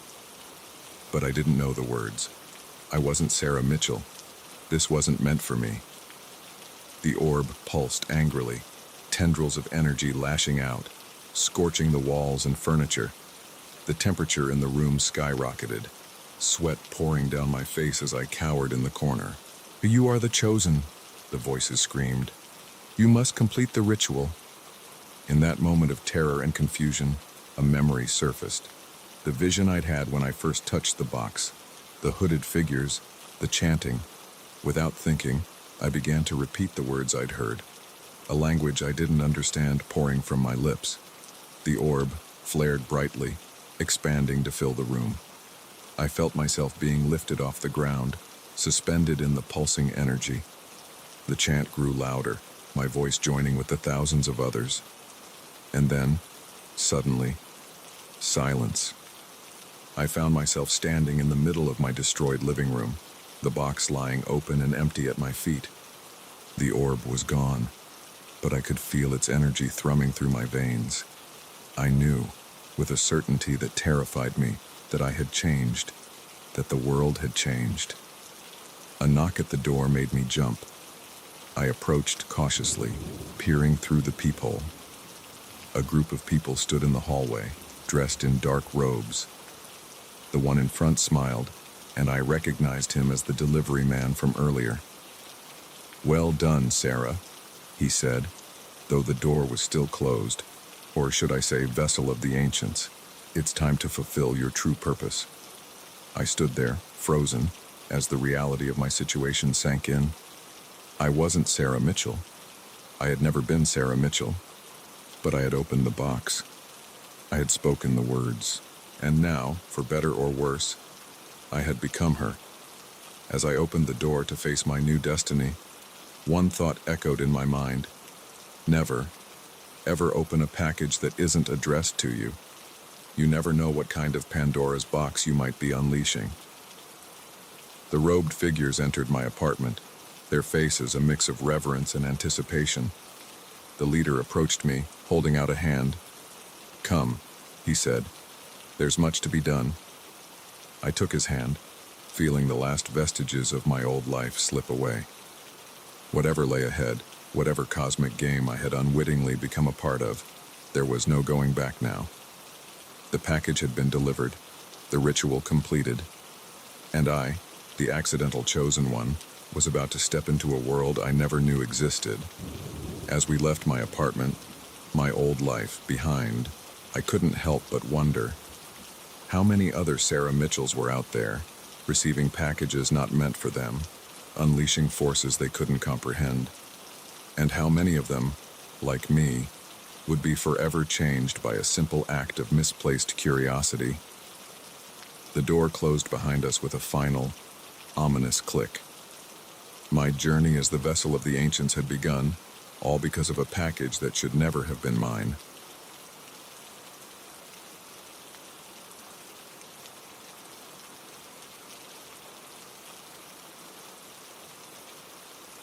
The "Welcome to Millbrook" sign flashed by in an instant, faded paint peeling off weathered wood. I blinked, certain I had imagined it. We'd been driving for hours on this deserted highway, and this was the first sign of civilization we'd seen. "Did you see that?" I asked, turning to my friends in the back seat. Jake, his nose buried in his phone, grunted non-committally. Sarah, our designated navigator, frowned at the map spread across her lap. "Millbrook? That's not on here." she muttered, tracing our route with her finger. I slowed the car, an uneasy feeling settling in my stomach. The sun was setting, painting the sky in hues of orange and purple, casting long shadows across the empty road. Maybe we should turn back, I suggested, my knuckles whitening on the steering wheel. That's when we saw it. A town, seemingly materializing out of the twilight haze. Quaint houses lined quiet streets, their windows dark and uninviting. A lone streetlight flickered at an intersection, casting an eerie glow over the deserted main street. Well, this is charming, Jake said, finally looking up from his phone. The sarcasm in his voice couldn't quite mask the nervousness underneath. I pulled up to a stop sign, peering down the empty streets. Something felt off, but I couldn't put my finger on what. The silence was oppressive, broken only by the idle of our engine. "Let's just pass through," Sarah said, her voice barely above a whisper. "Find the highway on the other side." I nodded, pressing gently on the gas. We crawled through the town, our headlights illuminating abandoned storefronts and overgrown lawns. It was as if the entire population had simply vanished. We were halfway through town when our engine sputtered and died. "No, no, no," I muttered, turning the key frantically. The engine wheezed but refused to start. "Guys," Jake's voice was tense. "Look." I followed his gaze and felt my blood run cold. Figures were emerging from the shadows, their movements slow and deliberate. They converged on our car from all directions, their faces hidden in the growing darkness. "Lock the doors," Sarah yelled, but I was already fumbling with the controls. The click of the locks engaging seemed impossibly loud in the quiet night. We sat there, hearts pounding, as the figures drew closer. I could make out their features now, blank expressions, eyes that seemed to glow in the dim light. A tap on my window made me jump. An old woman stood there, her face inches from the glass. Her mouth moved, forming words I couldn't hear. Against my better judgment, I cracked the window, just an inch. "Can you help us?" I asked, my voice shaking. Our car broke down. The old woman's face split into a grin, revealing teeth that were just a bit too sharp. "Oh, we can help you," she said, her voice raspy and cold. "We've been waiting for you." A chill ran down my spine. "What do you mean, waiting for us?" Her grin widened. "It's been so long since we've had visitors, so long since we've been able to feed." I slammed the window shut, my heart racing. "We need to get out of here, now." Jake was already trying the back doors, but they wouldn't budge. "They're jammed," he yelled, panic evident in his voice. The figures were pressed against the car now, their hands leaving smears on the windows. I could hear a low chanting, the words indistinguishable but filled with malice. Sarah let out a strangled cry. "The windows! Look at the windows!" I watched in horror as the glass began to fog, intricate patterns of frost spreading across the surface. The temperature inside the car plummeted, our breath coming out in visible puffs. "What's happening?" Jake's voice was high with fear. I didn't have an answer. I turned the key again, praying for the engine to start. It coughed once, twice, and then roared to life. "Hold on," I yelled, slamming the car into drive. We lurched forward, the figures scattering before us. I didn't slow down, didn't look back, just pressed the gas pedal to the floor and drove. The town streets seemed to shift and change as we sped through them, familiar landmarks appearing in impossible places.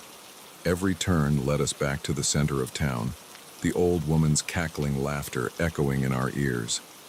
"We can't get out," Sarah sobbed from the back seat. "They won't let us leave." I gritted my teeth, determination replacing fear. "Yes, we can. We have to." I made a hard right, tires squealing on the pavement. There, at the end of the street, was the "Welcome to Millbrook" sign. Our way out. The engine whined as I pushed it to its limits. The sign grew larger in our windshield. 50 feet, 25 feet, 10 feet. Suddenly, a wall of townspeople materialized before us.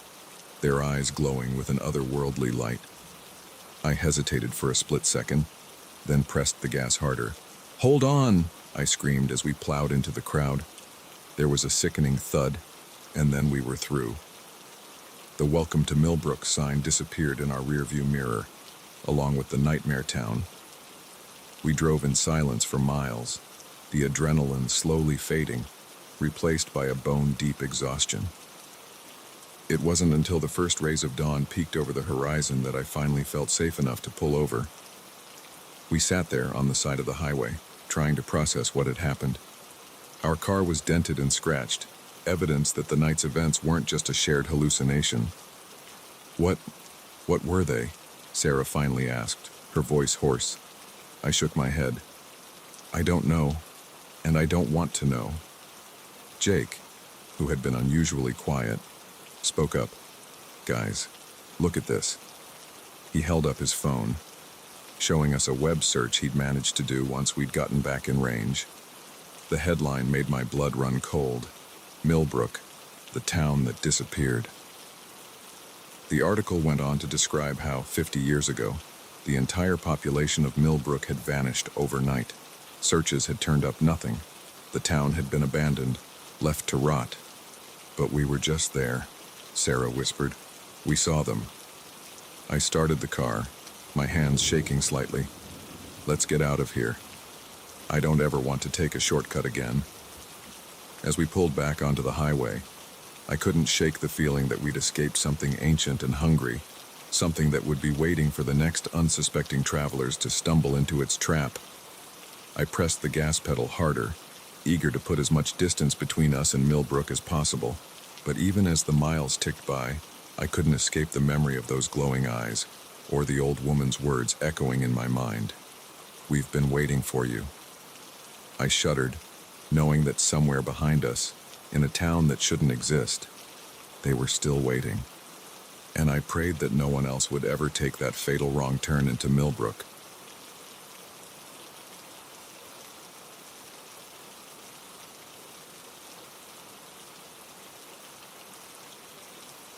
The air in the lab felt different that night, thicker somehow, charged with an energy that made the hair on the back of my neck stand up.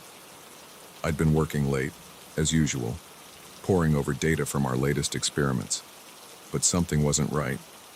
The numbers didn't add up, and the silence in the normally bustling research facility was deafening. I stretched, my back cracking after hours hunched over my computer. That's when I noticed it. A faint blue glow emanating from beneath the door of Dr. Erickson's office. Odd. He'd left hours ago, along with the rest of the staff. Curiosity got the better of me. I approached the door, my footsteps echoing in the empty hallway.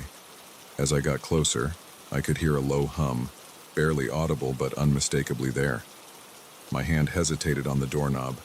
I knew I shouldn't be snooping, but something compelled me forward. The door creaked open, and I gasped. Dr. Erickson's usually immaculate office was in disarray. Papers were strewn everywhere, and strange symbols were scrawled across his whiteboards. But what caught my eye was the source of the blue glow, a small device on his desk, pulsing with an otherworldly light. I stepped closer, transfixed. The device looked like nothing I'd ever seen before. It was roughly the size of a softball, covered in intricate etchings that seemed to shift and change as I watched. The humming grew louder as I approached, and I could feel a strange vibration in the air. Without thinking, I reached out to touch it. The moment my fingers made contact, a jolt of electricity shot through my body. Images flashed before my eyes. Strange landscapes, bizarre creatures, advanced technology beyond my wildest imagination. And then, darkness. I came to on the floor, my head throbbing. How long had I been out? I checked my watch and felt my stomach drop. 3 hours had passed on, but it felt like only seconds. Scrambling to my feet, I looked around wildly. The device was gone. In its place was a note, written in Dr. Erickson's messy scrawl. "If you're reading this, I'm sorry. You were never supposed to see this run, before they find you too." My mind raced. Who were all they? What had I stumbled into? I didn't have time to ponder these questions. A noise from the hallway made me freeze. Footsteps, heavy and purposeful, were approaching. I ducked behind Dr. Erickson's desk, my heart pounding so loudly I was sure it would give me away. The door opened, and two men entered. Their voices were low, but I could make out snippets of their conversation. Compromised. We need to contain this. What about the girl, the new researcher? She knows too much. Take care of it. I clapped a hand over my mouth to stifle a gasp. They were talking about me. I had to get out of there. As quietly as I could, I crawled towards the window. It was a long drop to the ground, but I didn't have a choice. Just as I was about to make my move, a hand clamped down on my shoulder. I spun around, coming face to face with one of the men. His eyes were cold, devoid of any emotion. "Going somewhere?" he asked, his voice chillingly calm. I reacted on instinct, driving my elbow into his solar plexus. He grunted, his grip loosening just enough for me to break free. I bolted for the door, adrenaline coursing through my veins. The hallway was a blur as I ran, alarms blaring in my wake. I could hear shouts behind me, footsteps giving chase. I took random turns, hoping to lose them in the maze-like layout of the facility. I burst through a set of double doors and found myself in the main laboratory. Rows of experiments lined the walls, each more bizarre than the last. But I didn't have time to contemplate the strangeness of it all. I needed a way out. That's when I saw it. In the corner of the lab, partially hidden behind a large piece of equipment, was a door I'd never noticed before. It was unmarked, with no visible handle or lock, but as I approached, it slid open silently. Without hesitation, I dashed through. The door closed behind me with a soft hiss, plunging me into darkness. For a moment, panic threatened to overwhelm me. Then lights flickered on, revealing a long, sterile corridor that seemed to stretch on forever. I started walking, then running. The corridor seemed endless, with no turns or doors in sight. Just as I was beginning to think I'd made a terrible mistake, I saw something ahead. Another door. This one glowing with the same eerie blue light as the device in Dr. Erickson's office. I reached for the handle, my hand trembling. As my fingers touched the cool metal, that same jolt of electricity coursed through me. More visions flashed before my eyes, but this time I understood them. They weren't just random images, but information, knowledge about things beyond our world, beyond our understanding of science and reality. The door swung open, revealing not another room or hallway, but a swirling vortex of energy. I stood on the threshold, my mind reeling from the influx of information and the impossible sight before me. I knew, with a certainty that terrified me, that stepping through that portal would change everything. I would never be able to return to my old life, my old understanding of the world, but staying meant capture, possibly worse. The sound of approaching footsteps made the decision for me. I took a deep breath and stepped into the unknown. The sensation was indescribable. It felt like I was being torn apart and put back together, molecule by molecule. Colors I had no names for swirled around me. Equations and formulas danced across my vision, explaining the very fabric of the universe. And then, suddenly, it was over. I found myself standing in a vast chamber, unlike anything I'd ever seen. The walls were made of a material that seemed to shift and change, sometimes solid, sometimes translucent. Strange machines hummed and pulsed, their purpose beyond my comprehension. "Welcome, Dr. Levine," a voice said behind me. I spun around to see Dr. Erickson standing there, but he looked different. Older, yet somehow more vital. His eyes held a wisdom and sadness that hadn't been there before. "What is this place?" I asked, my voice barely above a whisper. "What's happening?" He smiled, but it didn't reach his eyes. "This, my dear, is where we truly push the boundaries of science, where we explore realities beyond our own." As he spoke, more people entered the chamber. Some looked human, Others, decidedly not. They all regarded me with a mixture of curiosity and apprehension. "You weren't supposed to find out about this," Dr. Erickson continued. "Not yet. But now that you're here, you have a choice to make." He gestured to a device on a nearby pedestal. It looked like a more advanced version of the one I'd touched in his office. "You can go back. We'll wipe your memory. And you can return to your old life. Or, I prompted, my heart racing. Or you can stay. Join us. Help us unlock the secrets of the multiverse. But know this, if you choose to stay, there's no going back. Your old life, everyone you've ever known or loved, will be lost to you forever." I stood there, my mind reeling.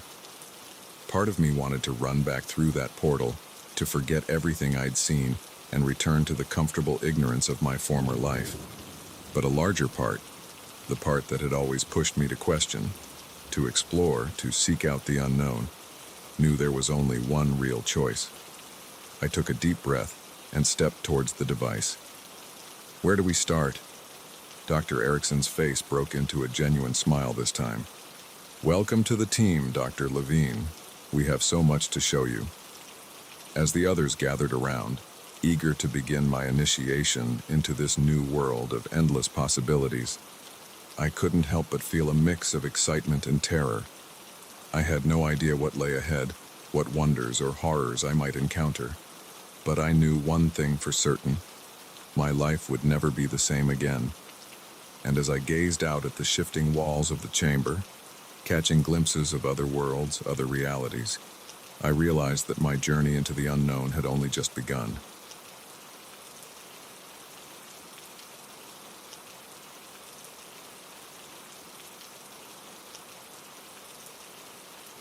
The old Victorian bed and breakfast loomed before me, its weathered facade a stark contrast to the quaint charm promised by the brochure. As I lugged my suitcase up the creaking steps, a chill ran down my spine that had nothing to do with the autumn breeze. Something about this place felt off. I'd booked a weekend stay on a whim, desperate for a break from my hectic city life. The Willow Creek Inn had seemed perfect, secluded, historic, and supposedly home to the best blueberry pancakes in the state. But standing there, key in hand, I couldn't shake the feeling that I'd made a terrible mistake. The door swung open before I could insert the key, revealing a petite woman with silver hair and piercing blue eyes. Her smile was warm, but it didn't quite reach her eyes. "Welcome to Willow Creek Inn," she said, her voice syrupy sweet. "You must be Emily. We've been expecting you." I forced a smile, trying to ignore the unease growing in my stomach. "That's me. Thanks for having me." She ushered me inside, chattering about the inn's history and amenities, but I was only half listening, my attention caught by the strange symbols carved into the wooden banister. They looked ancient, almost runic. "Your room is on the 3rd floor." The innkeeper, who introduced herself as Mrs. Holloway, said, snapping me back to the present. "Last door on the right. Dinner is at 7 in the main dining room. Don't be late." There was something in her tone, a hint of threat. I shook my head, chiding myself for being paranoid. I was here to relax, not invent mysteries where there were none. As I climbed the stairs, I couldn't help but notice how quiet the inn was. Weren't there supposed to be other guests? The brochure had mentioned the place being fully booked this time of year. My room was small, but cozy, with floral wallpaper and a 4-poster bed that looked like it belonged in a museum. I unpacked quickly, eager to explore the grounds before dinner. The gardens behind the inn were beautiful, a riot of autumnal colors. But as I wandered deeper into the property, I noticed something strange. Hidden among the trees and bushes were small stone statues, their features worn smooth by time. They all seemed to be facing the inn, their blank eyes somehow accusing. A twig snapped behind me, and I whirled around. A man stood there, tall and lean, with a gardener's apron tied around his waist. His smile was friendly, but there was something unsettling about his eyes. "Enjoying the gardens, miss?" he asked, his voice gravelly. I nodded, trying to keep my voice steady. They're lovely. Those statues are interesting. His smile faltered for a moment. Ah, yes. Family heirlooms, those. Best not to pay them too much mind. Before I could ask what he meant, the dinner bell rang. The gardener's smile returned, too wide and too bright. Best hurry along now. Mrs. Holloway doesn't like to be kept waiting. I made my way back to the inn, my mind whirling with questions. As I entered the dining room, I was surprised to see other guests already seated. There were 5 of them, all middle-aged or older, all watching me with an intensity that made my skin crawl. Mrs. Holloway appeared at my elbow, guiding me to an empty seat. So glad you could join us, Emily. We were just about to begin. The meal was delicious, but I barely tasted it. The conversation around the table was stilted and odd, full of inside jokes and meaningful glances that excluded me. And every time I tried to ask a question about the inn or the other guests, the subject was quickly changed. As dessert was served, a blood-red sorbet that Mrs. Holloway insisted was her special recipe. I noticed the other guests watching me expectantly. The room seemed to hold its breath as I took my first bite. The flavor exploded on my tongue, unlike anything I'd ever tasted before. It was delicious, but there was an underlying bitterness that made me uneasy. As I swallowed, a wave of dizziness washed over me. "Are you all right, dear?" Mrs. Holloway asked, her voice sounding distant and distorted. Perhaps you should lie down." I tried to stand, but my legs felt like lead. The room spun around me, the faces of the other guests blurring into grotesque masks. The last thing I saw before darkness claimed me was Mrs. Holloway's smile, no longer warm but predatory. I woke with a start, my head pounding. I was back in my room, though I had no memory of how I'd gotten there. The clock on the bedside table read 3:33 a.m. As my eyes adjusted to the darkness, I realized with a jolt that I wasn't alone. Shadowy figures stood around my bed, their features indistinct in the gloom. I tried to scream, but no sound came out. I was paralyzed, unable to move or speak as the figures leaned closer. One of them spoke, its voice a dry whisper that seemed to come from everywhere and nowhere at once. "She's perfect. The ritual can begin." Panic surged through me, breaking whatever spell had held me immobile. I bolted upright, scrambling out of the bed and towards the door. But it was locked, the key nowhere in sight. The shadows advanced, their forms shifting and writhing in impossible ways. I pressed myself against the wall, desperately searching for a way out. That's when I saw it, a small trapdoor in the ceiling, almost hidden by the room's ornate molding. Without thinking, I grabbed the desk chair and climbed up, pushing at the trapdoor with all my strength. It gave way with a groan, and I pulled myself up into a dark, musty attic space. I could hear the shadows below, their whispers growing angry and insistent. I crawled through the darkness, cobwebs clinging to my face and arms, until I found another trapdoor. This one opened into a hallway I didn't recognize. The inn seemed to have transformed in the night. The hallways twisted and turned in ways that defied logic, and the paintings on the walls seemed to watch me as I ran past. I could hear chanting now, coming from somewhere deep within the building. I turned a corner and found myself at the top of the main staircase. The front door was just below, my chance at escape. But as I started down the steps, I saw them, Mrs. Holloway, the gardener, and the other guests, standing in a circle in the foyer. They were wearing robes now, deep crimson with those strange symbols embroidered in gold. Mrs. Holloway looked up, her eyes meeting mine. The kindly innkeeper was gone, replaced by something ancient and hungry. "There you are, my dear," she said, her voice resonating with power. "We've been waiting for you. It's time to take your place in the circle." I turned to run back up the stairs, but the shadows were there, blocking my path. I was trapped. "Why are you doing this?" I asked, my voice shaking. "What do you want from me?" The gardener stepped forward, his face twisted into a cruel smile. "We need new blood, fresh energy to keep our little arrangement going. And you, my dear, are perfect. As they closed in around me, I realized with horror that the symbols on their robes were moving, slithering across the fabric like living things. The chanting grew louder, and I could feel a pressure building in the air, like the moment before a thunderstorm.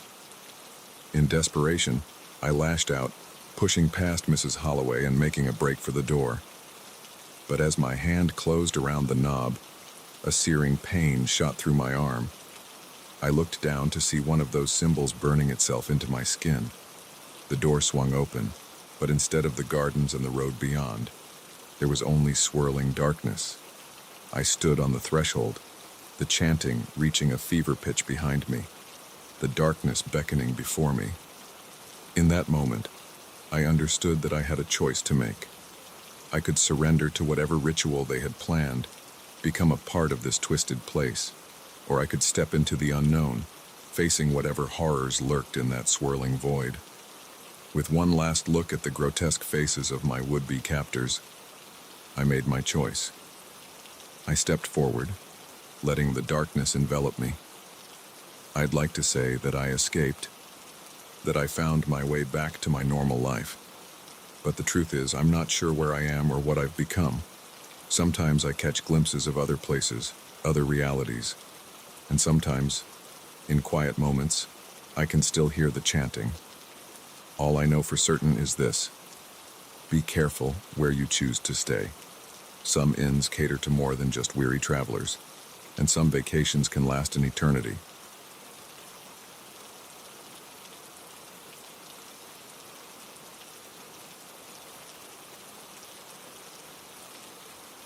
The first thing I noticed when I entered my new apartment was the silence. Not the peaceful quiet of a well-insulated building, but an oppressive stillness that seemed to swallow every sound. My footsteps, usually echoing on hardwood floors, were muffled as if I were walking on cotton. Even the thud of my suitcase hitting the ground was oddly muted. I'd been thrilled to find this place, a spacious one-bedroom in the heart of the city for a price that seemed too good to be true. As I stood in the entryway, a chill running down my spine despite the summer heat outside, I began to wonder if it was, "Get a grip, Sarah," I muttered to myself, my voice sounding strange in the quiet. "It's just an apartment." I began to unpack, trying to shake off the unease that had settled over me. The previous tenant had left some furniture behind, a battered couch, a rickety dining table, and a large antique mirror that dominated one wall of the living room. As I passed by it, I could have sworn I saw something move in its reflection, just at the edge of my vision. But when I turned to look, there was nothing there. That night, I tossed and turned, unable to sleep. The silence was deafening, broken only by the occasional creak of settling wood that seemed far too loud in the stillness. Around 3 a.m., I heard it, a soft tapping, like fingernails on glass. It seemed to be coming from the living room. Heart pounding, I crept out of bed. The tapping grew louder as I approached the living room. In the dim light filtering through the curtains, I could see the source, the mirror. Something was moving inside it, a dark shape that didn't match my reflection. I froze, unable to look away as the shape grew more distinct. It was a face, gaunt and pale, with eyes that seemed to glow in the darkness. A hand pressed against the glass from the other side, long fingers splayed as if trying to push through. I screamed, the sound shockingly loud in the quiet apartment. The face in the mirror twisted into a grotesque smile, and then vanished as quickly as it had appeared. I spent the rest of the night huddled in my bed, lights blazing, too terrified to sleep. When dawn finally broke, I convinced myself it had been a nightmare, a product of stress and an overactive imagination. But as the days passed, strange occurrences became impossible to ignore. Objects would move when I wasn't looking, always just slightly out of place. The tapping would come at night, sometimes from the mirror, sometimes from the walls or the windows, and always, there was that oppressive silence, as if the very air was holding its breath. I tried to leave, to break my lease and find somewhere else to live. But every time I made plans to move out, something would go wrong. My car would break down, my bank account would mysteriously empty, potential new apartments would fall through at the last minute. It was as if the building itself was conspiring to keep me there. A week turned into a month, and I found myself growing accustomed to the strangeness. I avoided looking directly at the mirror, ignored the tapping at night, pretended not to notice when things weren't quite where I'd left them. I told myself I was adapting, but deep down, I knew I was slowly losing my grip on reality. It was on a Tuesday night that everything changed. I was cooking dinner, chopping vegetables with perhaps more force than necessary, when I cut my finger. A drop of blood fell to the floor, and the apartment seemed to shudder. The silence, and ever-present, suddenly broke. A low hum filled the air, growing louder by the second. The lights flickered, and I could hear whispers coming from every corner of the room. I ran to the living room, drawn by an urge I couldn't explain. The mirror was vibrating, its surface rippling like water, and in its depths I could see them. Dozens of faces, all pale and gaunt, all wearing the same desperate expression. "Help us," they whispered, their voices a cacophony of pleading. "Free us." I stumbled backward, my mind reeling. "Who are you?" I asked, my voice shaking. "And what do you want?" One face pushed forward, becoming clearer than the rest. It was a woman, her eyes sunken and sad. "We are the ones who came before," she said, "trapped by the hunger of this place. It feeds on us, on our fear and despair. But you can end this." I shook my head, backing away.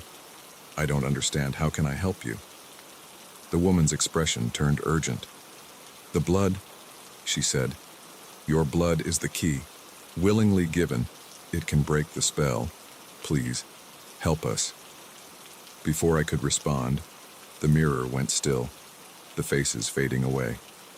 The apartment fell silent once more, but it felt different now, expectant, as if waiting for my decision. I spent the next few days in a daze, torn between disbelief and a growing certainty that what I had seen was real. I researched the history of the building, discovering a pattern of disappearances and strange occurrences stretching back decades. Previous tenants who had vanished without a trace, leaving behind all their belongings, reports of odd noises and moving shadows. As I dug deeper, I found mentions of an old ritual, something about blood freely given under a full moon. The details were vague, but it all seemed to point to the mirror in my living room. The next full moon was in 3 days. I knew I had a choice to make. I could leave, abandon this cursed apartment and try to forget everything I'd seen. Or I could stay and try to help the trapped souls I'd glimpsed in the mirror. When the night of the full moon arrived, I stood before the mirror, a small knife in my hand. The apartment was alive with energy, the air thick with anticipation. As the moonlight streamed through the window, casting an ethereal glow on the mirror's surface, I took a deep breath and made my choice. I pressed the knife to my palm, wincing as it bit into my skin. A line of red welled up, and I held my hand out to the mirror. "I give this freely," I said, my voice steadier than I felt, "to break the spell and set you free." The moment my blood touched the glass, everything changed. The mirror's surface rippled and swirled, and I could hear a sound like shattering glass, though the mirror remained intact. The room filled with a blinding light, and I could feel a rush of wind, carrying with it the whispers of 1,000 voices. When the light faded and my vision cleared, I gasped. The apartment looked different, brighter somehow, as if a veil had been lifted. The oppressive silence was gone, replaced by the normal sounds of a city building. And the mirror. The mirror was just a mirror now, reflecting nothing but my own shocked face. In the days that followed, I learned the full story from my neighbors. Real, living people I had somehow never seen before. The building had been under a curse for generations, trapping the souls of its tenants and feeding off their energy. My blood, willingly given, had broken the spell. I thought about moving out, about leaving behind the memories of those terrifying months. But in the end, I decided to stay. This apartment, once a prison, now felt like home. And sometimes, when the light hits the mirror just right, I catch a glimpse of smiling faces, the ones I set free, thanking me for breaking their chains. As I write this, I can't help but wonder, how many other buildings out there are hiding dark secrets? How many cursed spaces are waiting for someone to break their spell? I may never know the answer, but I do know this. I'll never take silence for granted again. Sometimes, the quietest places hide the loudest secrets.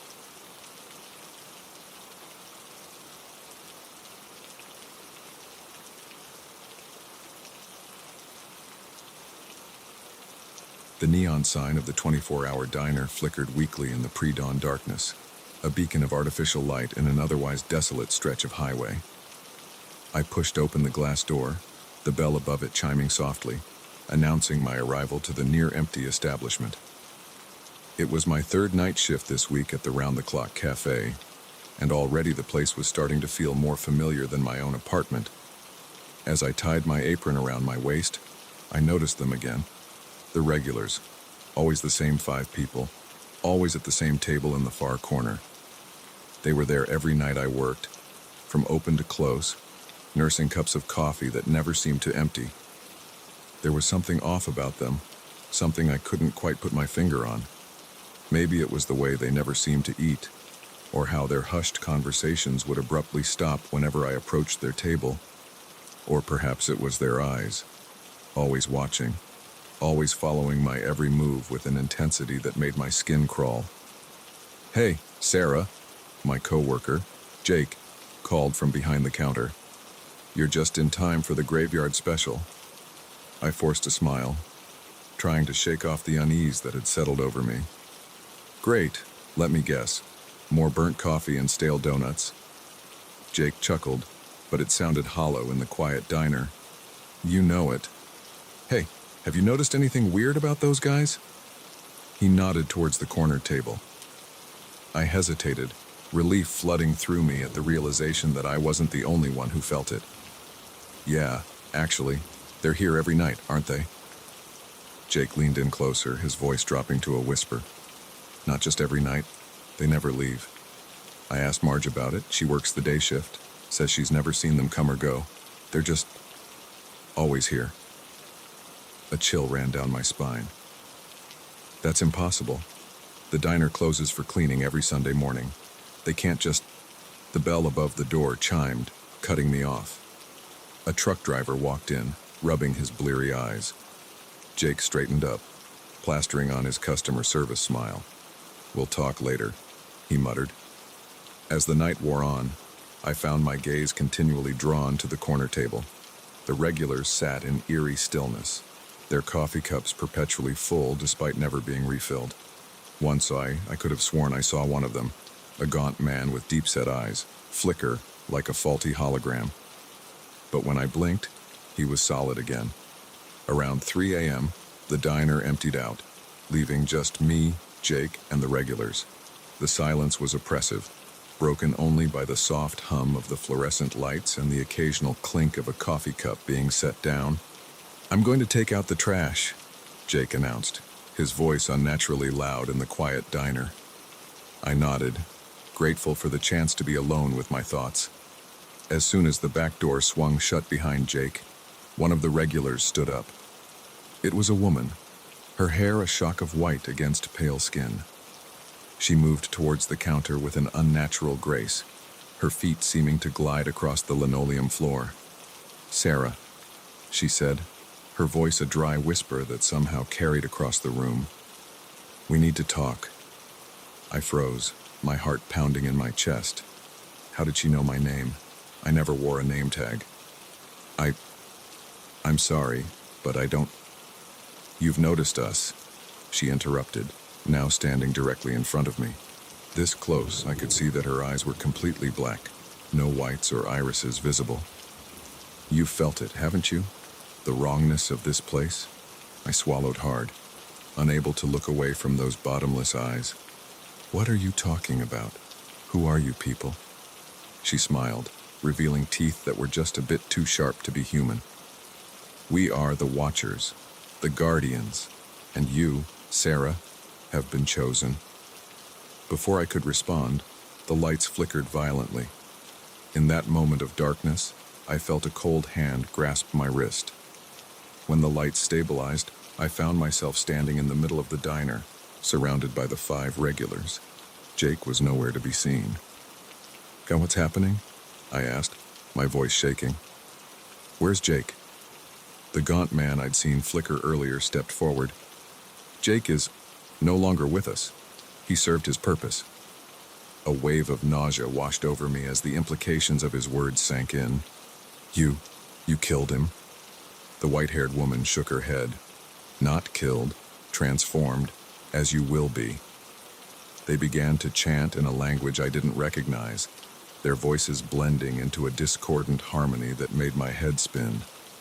The diner around us began to warp and twist, the walls melting away to reveal a vast, starry void. We are the guardians of the threshold, the woman explained, her voice echoing strangely in the impossible space. This diner sits at the crossroads of realities. We keep the balance, prevent the worlds from bleeding into each other, but our time is ending. We need a replacement. I shook my head, trying to make sense of what I was hearing. Why me? I'm nobody special. I'm just a waitress.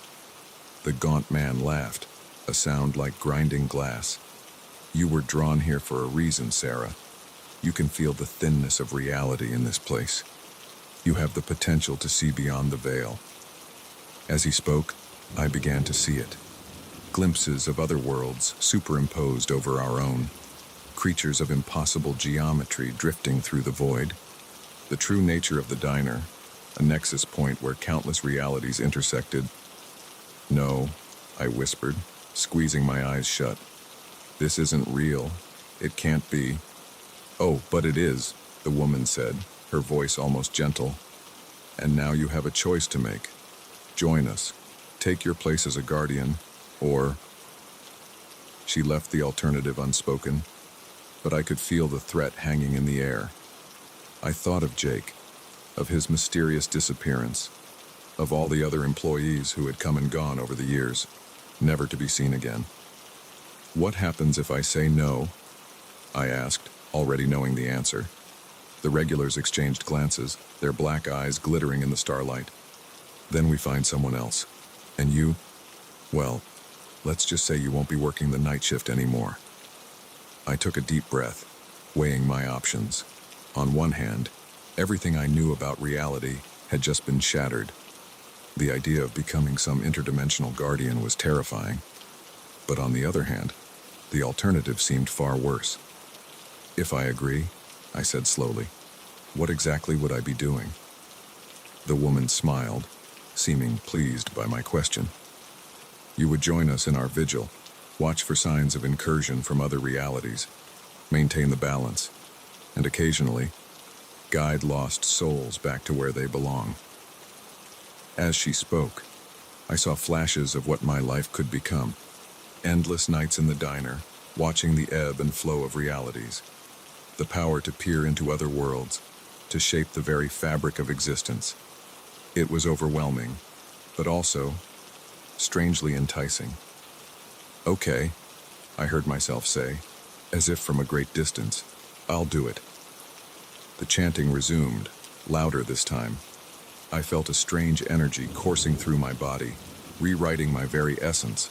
My vision blurred, and for a moment, I could see everything, every possible reality, every potential future. When it was over, I found myself back in the diner. Everything looked the same, and yet different. I could see the thin spots now, the places where realities bled into each other, and I understood my role in keeping them separate. The regulars, my new companions, nodded approvingly. Welcome, Sarah, the woman said. Take your seat. Our vigil continues. As I sat down at the corner table, I caught a glimpse of my reflection in the window. My eyes were black now, like theirs. I was no longer just Sarah the waitress. I was a guardian of reality, a watcher at the crossroads. The bell above the door chimed, and a tired-looking man walked in. I smiled, knowing that to him, I was just another late-night customer. But I could see the truth now. I could see everything. And as I settled in for my eternal shift at the round-the-clock cafe, I couldn't help but wonder how many other seemingly ordinary places held secrets like this. How thin is the veil between worlds, really? But those were questions for another time. For now, I had a job to do, a reality to protect, and an endless supply of coffee to drink.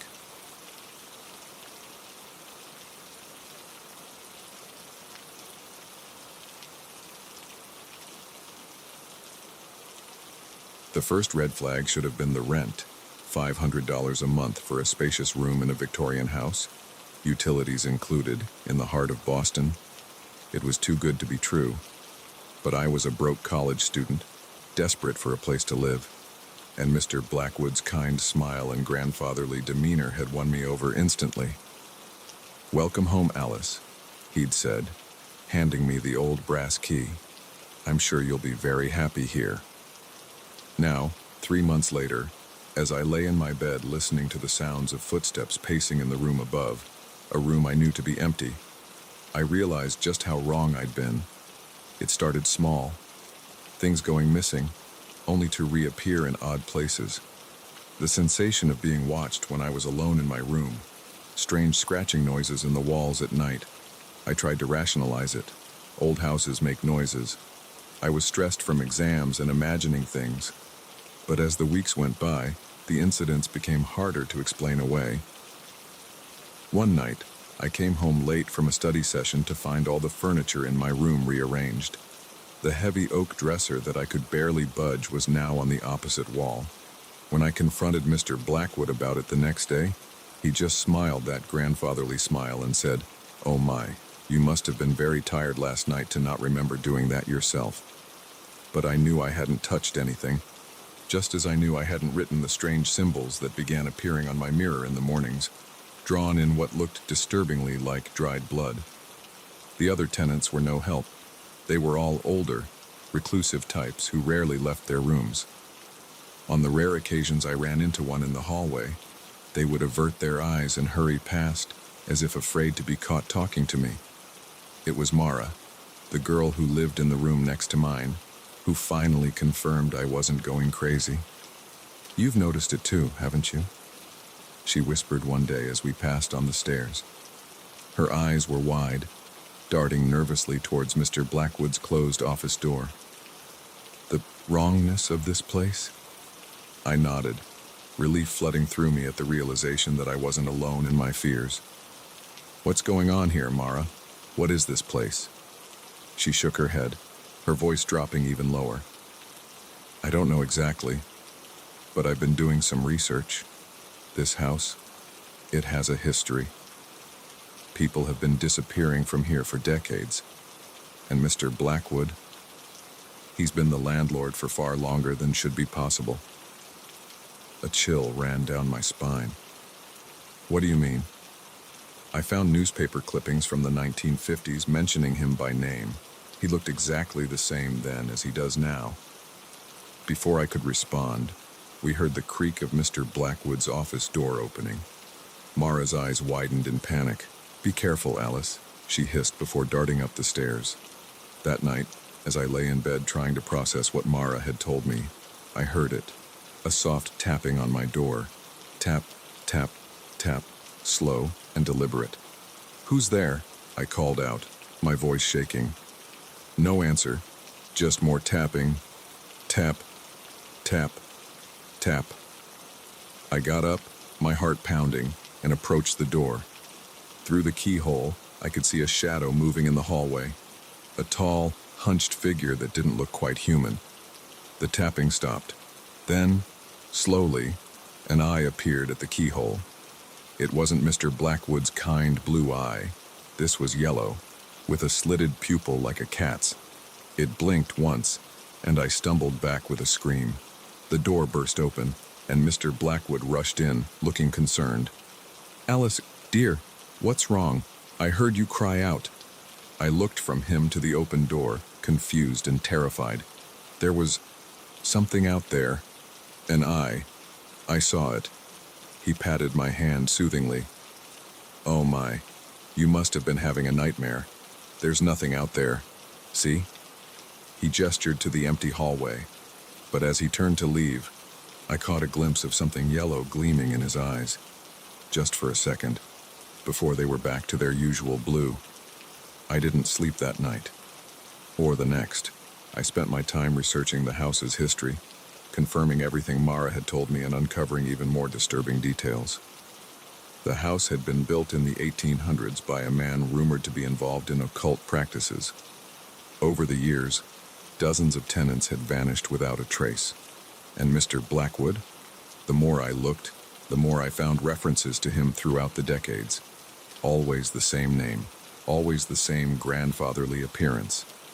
It was impossible, unless I decided to confront him. I couldn't live like this anymore, jumping at every shadow, doubting my own sanity. I marched down to his office, my hand raised to knock, when I heard voices from inside. "The girl is becoming troublesome," Mr. Blackwood was saying. "She's asking too many questions." "Then perhaps it's time," replied a voice I didn't recognize. It was deep and gravelly, with an odd echoing quality. "The stars are almost aligned. We need fresh blood for the ritual," I gasped, then clapped a hand over my mouth. But it was too late. The voices inside went silent. Then, footsteps approaching the door. I ran. Up the stairs, down the hallway, fumbling with my key as I heard Mr. Blackwood calling my name in that kindly voice that now sent shivers of terror down my spine. I slammed my door shut, locking it and pushing my dresser in front of it for good measure. My mind was racing. Ritual, fresh blood. I had to get out of here. I began throwing clothes into my backpack, my hands shaking so badly I could barely zip it closed. That's when I noticed the mirror. The symbols were back, but this time they were moving, rearranging themselves before my eyes. As I watched, horrified and transfixed, they formed words I could understand. Too late. The dresser blocking my door suddenly flew across the room as if thrown by an invisible hand. Mr. Blackwood stood in the doorway, but he didn't look grandfatherly anymore. His eyes were fully yellow now, his smile revealing teeth that were far too sharp. Now, Alice," he said, his voice overlaid with that deep, gravelly tone I'd heard in his office. "There's no need to rush off. You've been chosen for a great honor." Behind him, I could see the other tenants gathering in the hallway. Their eyes were all glowing yellow, their bodies shifting and changing into forms that were no longer human. I backed up against the wall, my heart pounding so hard I thought it might burst. This couldn't be happening. It had to be a nightmare. But as Mr. Blackwood advanced, his form growing and twisting into something monstrous, I knew this was all too real. In that moment of pure terror, something inside me snapped. A strength I didn't know I possessed surged through me. I grabbed the heavy lamp from my bedside table and swung it with all my might at the window. The glass shattered, and without a second thought, I leapt. We were only on the second floor, but the fall seemed to last an eternity. I hit the ground hard, pain shooting through my ankle, but adrenaline kept me moving. I ran into the night, not daring to look back. Behind me, I could hear inhuman shrieks and the sound of pursuit. But I didn't stop. I ran until my lungs burned and my legs felt like lead. I don't know how long I ran or how far I went. When I finally stopped, gasping for breath, I found myself in a busy part of the city I didn't recognize. The normal sounds of traffic and people felt surreal after what I'd just experienced. I never went back to that house. I reported everything to the police, but of course, they didn't believe me. When they went to investigate, they found the house empty. No sign of Mr. Blackwood or any of the other tenants. Just an abandoned old Victorian with no evidence of the horrors I'd witnessed. Sometimes, late at night, I still wake up in a cold sweat, certain I can hear that soft tapping on my door. Tap, tap, tap. And in my darkest moments, I wonder if I ever really escaped at all, or if this is just another layer of their twisted game. One thing's for certain. I'll never again be tempted by an offer that seems too good to be true, because sometimes the real price is far higher than you could ever imagine.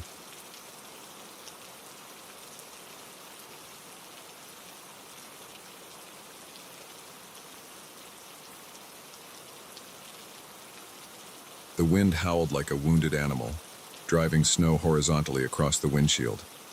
I could barely see 10 feet in front of the car, let alone read the road signs. We were hopelessly lost in the middle of a blizzard, our GPS long since given up trying to locate us. "We need to find shelter," Mark said from the passenger seat, his voice tight with worry. "The car's not going to make it much longer in this."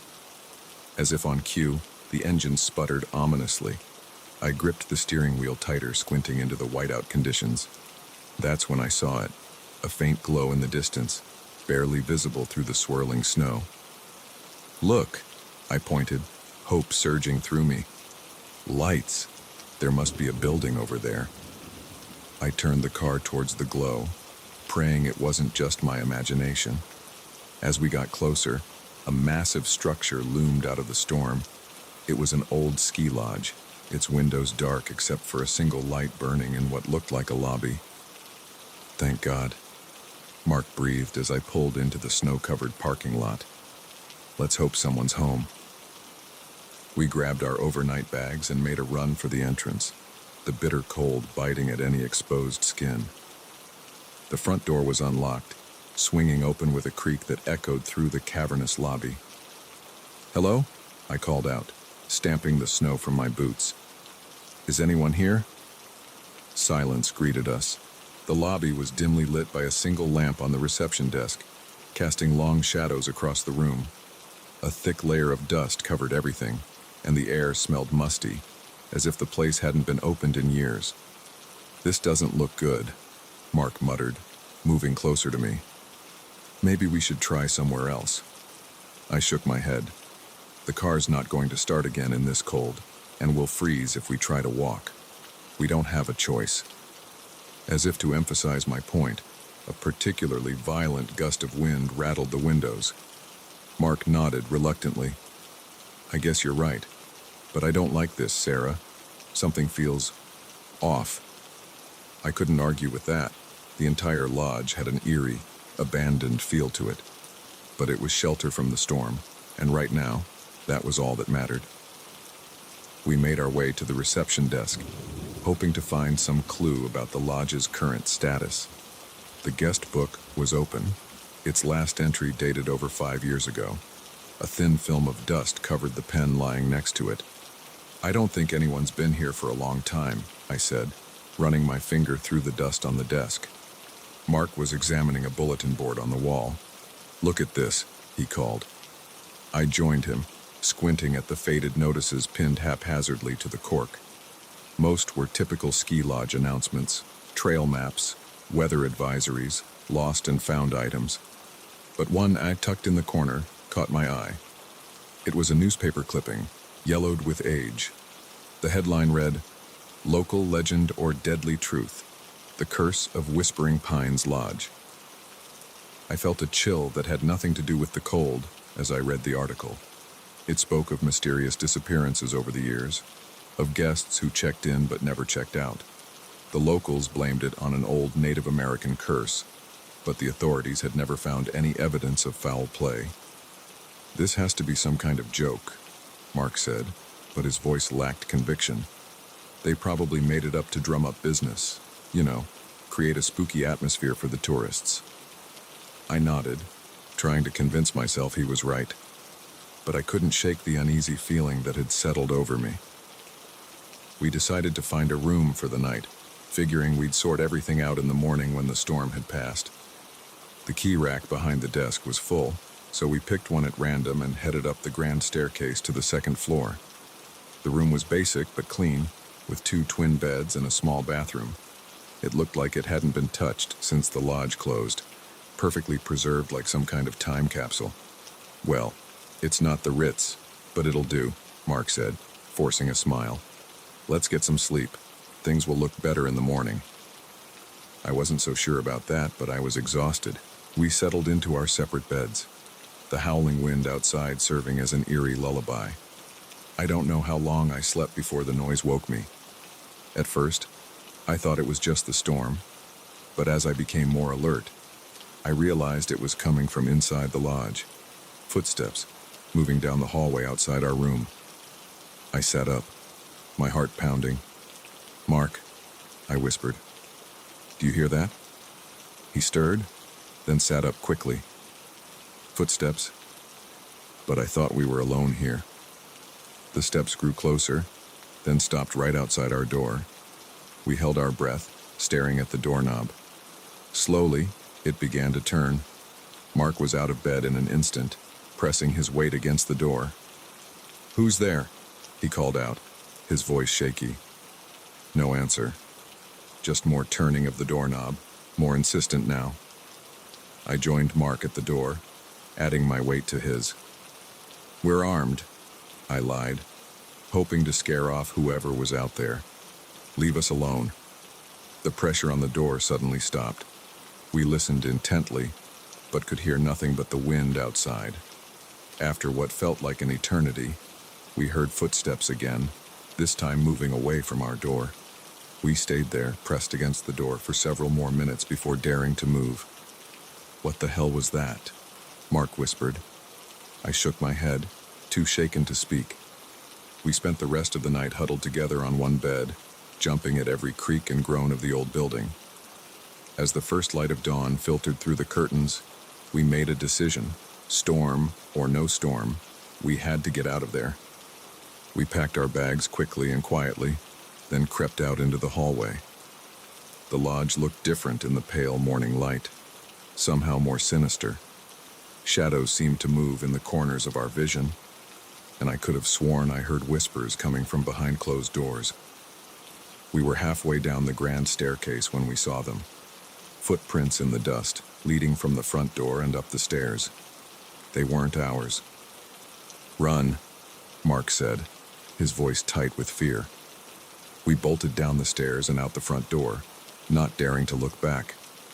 The storm had passed, leaving behind a landscape transformed by snow. Our car was buried under a thick white blanket. "Forget the car," I gasped, fumbling for my phone. "We need to call for help." But as I pulled out my phone, I froze. The screen showed the date, 3 days later than it should have been. We'd been in the lodge for 3 days, not one night. A noise from inside the lodge made us both jump. Without a word, we started running, plowing through the deep snow towards the main road. We were picked up an hour later by a passing snowplow. The driver looked at us strangely when we told him where we'd been. "A Whispering Pines Lodge," he said, frowning. "That place burned down years ago. There's nothing left but ruins." Mark and I exchanged horrified glances. What had we experienced? Where had we really been for those missing days? As we drove away, I looked back one last time. Through the trees, I could just make out the lodge, standing tall and imposing against the snow-covered mountains. And in one of the upper windows, I saw a figure watching us leave. I blinked, and it was gone. In its place stood the charred ruins the snowplow driver had described. To this day, I don't know what happened to us at Whispering Pines Lodge, but sometimes, on cold winter nights, when the wind howls outside my window, I swear I can hear distant whispers, calling me back to that impossible place where time stands still and the dead walk among the living. And I know, with a certainty that chills me to my core, that someday, somehow, I'll find myself back there. Because some places, once they've claimed you, never really let you go.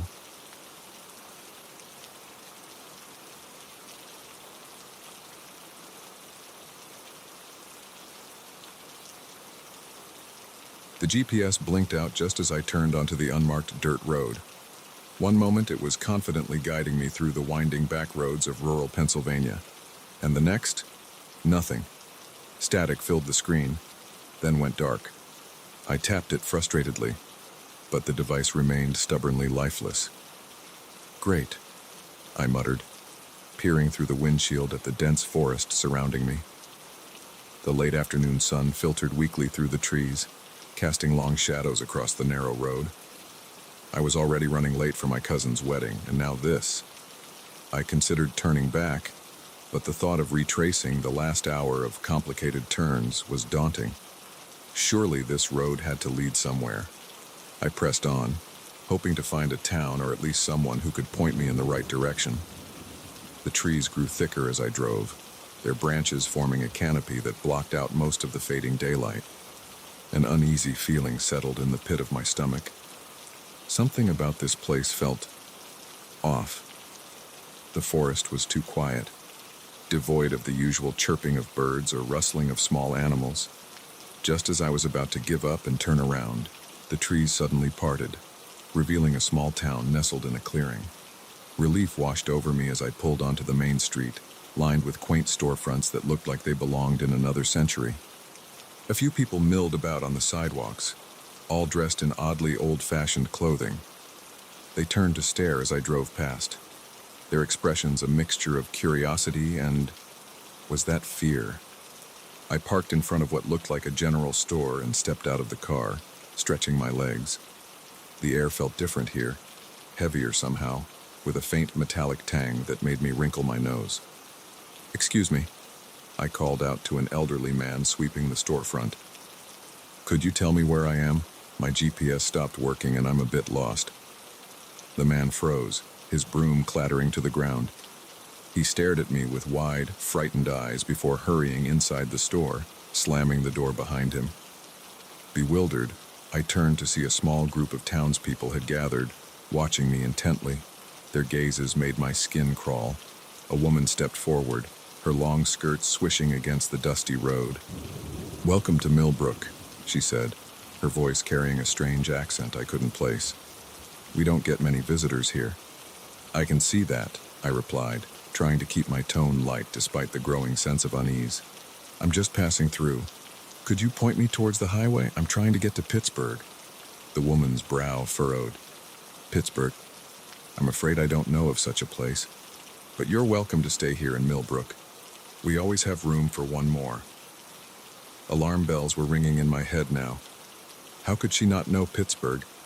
And the way she said, "always have room for one more," it sent a chill down my spine. "That's very kind," I said, backing towards my car. "But I really should be going. My family's expecting me." As I reached for the door handle, I felt a hand on my arm. A man had appeared beside me, his grip unnaturally strong. Now," he said, his smile not reaching his eyes. "There's no need to rush off. Why don't you join us for dinner? We're always eager to hear news from the outside world." I tried to pull away, but his grip tightened. "Please," I said, my voice shaking. "I need to leave." The crowd had grown larger now, pressing in around me. Their faces were a mix of hunger and anticipation, like predators cornering their prey. Panic surged through me. I wrenched my arm free and dove into my car, fumbling with the keys. The engine roared to life, and I slammed it into reverse, tires squealing as I backed away from the advancing crowd. I spun the car around and floored it, racing back the way I'd come. In my rearview mirror, I could see the townspeople flooding into the street, their faces twisted with rage. The forest seemed to close in around me as I sped down the dirt road, branches scraping against the sides of my car. My heart was pounding so hard I could barely breathe. What the hell had just happened? I drove for what felt like hours, the scenery never changing, the same trees, the same bends in the road. It was as if I was driving in circles. Darkness had fallen completely now, and my headlights barely penetrated the thick fog that had rolled in. Just as despair was starting to set in, I saw lights ahead. Civilization. I pressed the gas harder, eager to put as much distance between me and Millbrook as possible. As I burst out of the tree line, I slammed on the brakes, my car skidding to a stop. There, in front of me, was Millbrook, The exact same main street, the exact same buildings. It was impossible. I'd been driving away from the town, hadn't I? The townspeople were there, waiting. Their eyes glowed in the darkness, reflecting my headlights like animals caught in a spotlight. I threw the car into reverse, but the engine sputtered and died. No matter how many times I turned the key, it wouldn't start. The woman who had greeted me earlier approached my car, that same eerie smile on her face. "You see?" she said, her voice carrying clearly through the closed windows. "Millbrook always has room for one more, and once you're here, you can never leave." Tears of frustration and fear streamed down my face as I continued to try to start the car. This couldn't be happening. It had to be a nightmare. A tap on my window made me jump. The man who had grabbed me earlier was there, his face pressed against the glass. "Come now," he said, his voice muffled but still audible. "Don't make this harder than it needs to be. Accept your new home." I shook my head violently, pressing the lock button even though I knew it was futile. They began to rock the car, their inhuman strength evident as my vehicle swayed back and forth. In desperation, I grabbed my phone. Still no signal, but maybe. I pulled up the map app, praying for a miracle. To my shock, it opened, showing my location. But what I saw made my blood run cold. According to the map, I was in the middle of nowhere. No roads, no towns for miles, just an empty patch of forest where Millbrook now stood. A crack appeared in my windshield as the townspeople's assault on my car intensified. I knew it was only a matter of time before they broke through. That's when I saw it, a faint shimmer in the air, just at the edge of town.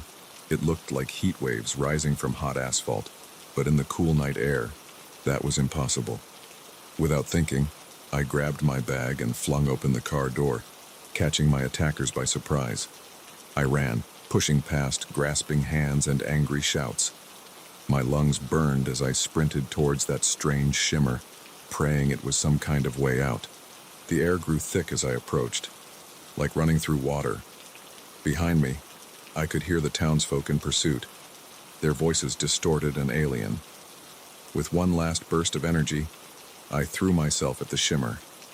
There was a moment of resistance, like pushing through a rubber membrane, and then I was falling, tumbling down a steep embankment. I hit the ground hard, the breath knocked out of me. As I lay there, gasping, I heard a sound that made me want to cry with relief. Traffic. Struggling to my feet, I saw I was on the side of a highway. My clothes were torn and dirty, and I was covered in scratches from my fall, but I was alive. And more importantly, I was free. A car pulled over, the driver leaning out with a concerned expression. "Are you okay, miss? Do you need help?" I nodded, too overwhelmed to speak. As I climbed into his car, I glanced back at the forest I'd emerged from. For a moment, I thought I saw faces watching me from between the trees. But when I blinked, they were gone. The driver, a kind-faced older man, listened patiently as I recounted my experience, leaving out the more unbelievable parts. He assumed I'd gotten lost in the woods and been wandering for hours. I didn't correct him. As we drove towards Pittsburgh, I couldn't shake the feeling that I'd narrowly escaped something terrible. I kept expecting to see Millbrook appear around every bend, its inhabitants waiting to reclaim me. Even now, years later, I avoid back roads in small towns. I keep my GPS updated and always tell someone where I'm going, because I know that somewhere out there, hidden from the modern world, Millbrook is waiting, and it always has room for one more.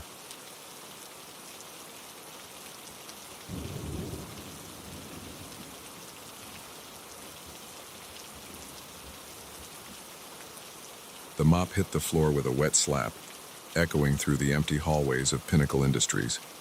At 2 a.m., the sprawling office complex was a different world. No bustling executives, no clicking heels, just me and the endless stretch of polished floors. I'd been working the night shift as a janitor for 6 months, and the solitude had become almost comforting. Almost. Tonight, though, something felt off. The air was thick with tension, like the calm before a storm. I shook my head, trying to dispel the unease. "Get it together, Mike," I muttered to myself. "It's just another night." I wheeled my cart down the corridor, the squeaky wheel a familiar companion in the silence. As I approached the executive suites on the top floor, I noticed a sliver of light spilling from beneath a door. Odd. The bigwigs never worked this late. Curiosity got the better of me. I inched closer, straining to hear any sound from within. Muffled voices drifted through the door, urgent and agitated. "We need to move the shipment tonight," a man's voice hissed. "The feds are closing in." My blood ran cold. Feds, shipments. This wasn't your typical late-night business meeting. "What about the night janitor?" a woman responded, her tone sharp with worry. I froze, my heart pounding so loudly I was sure they could hear it through the door.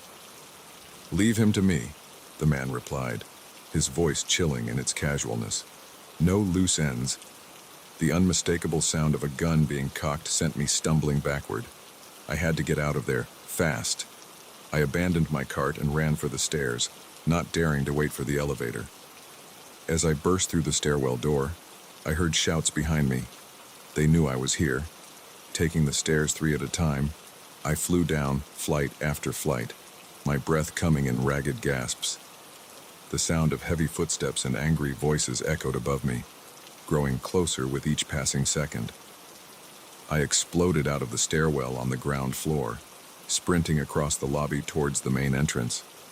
My hand had just touched the door when a bullet whizzed past my ear, shattering the glass. Instinct took over. I dove behind a large potted plant, my mind racing. The front door was out.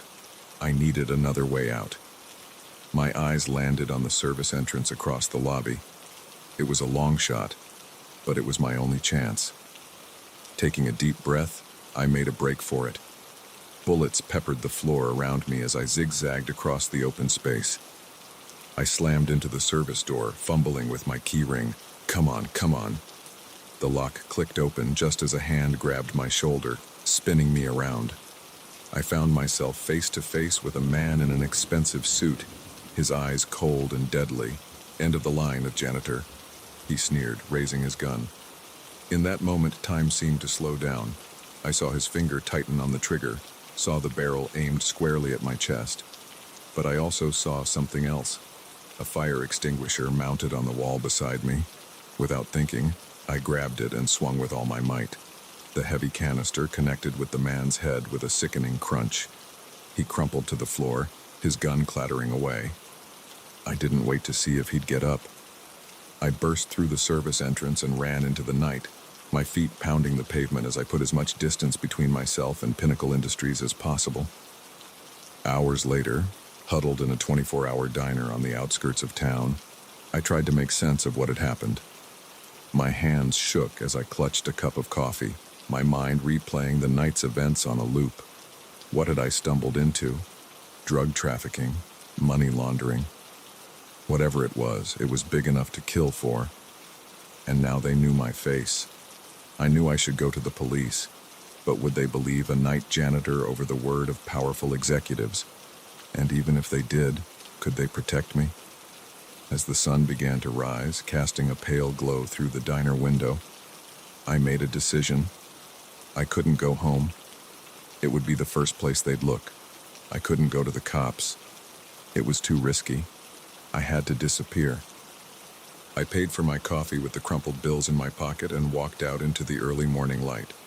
With nothing but the clothes on my back and the terrible knowledge in my head, I started walking.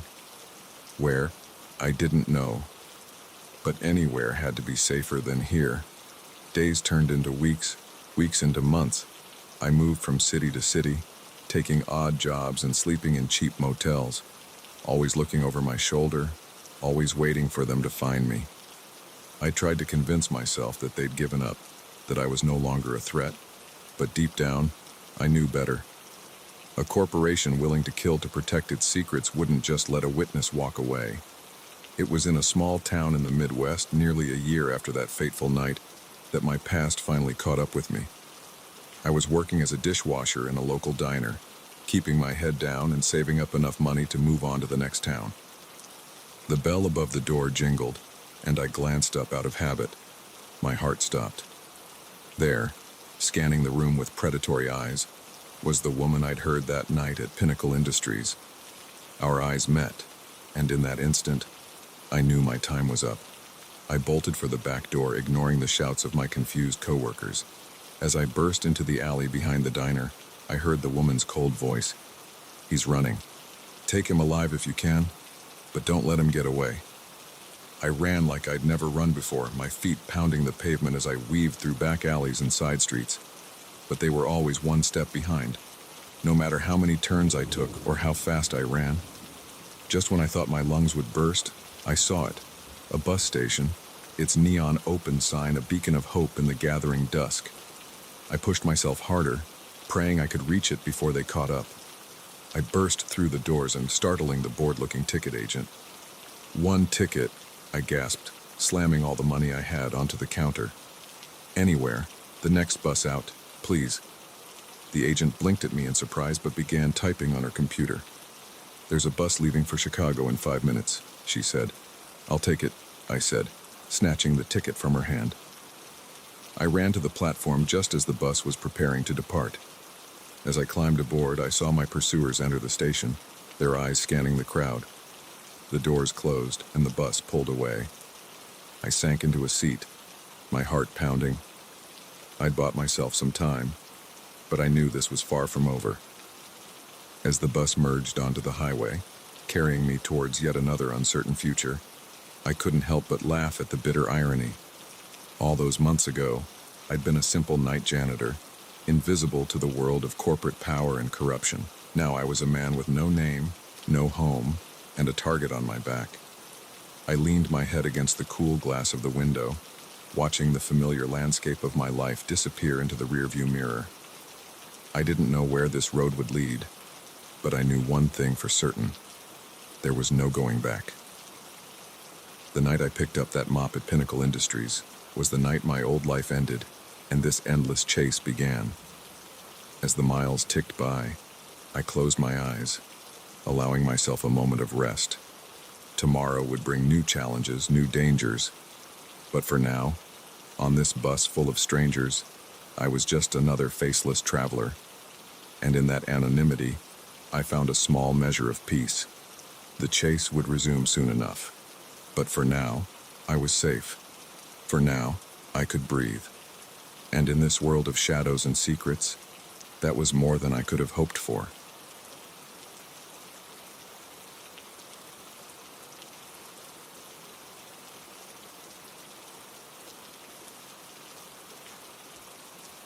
The keycard slid smoothly into the slot, and the light flashed green.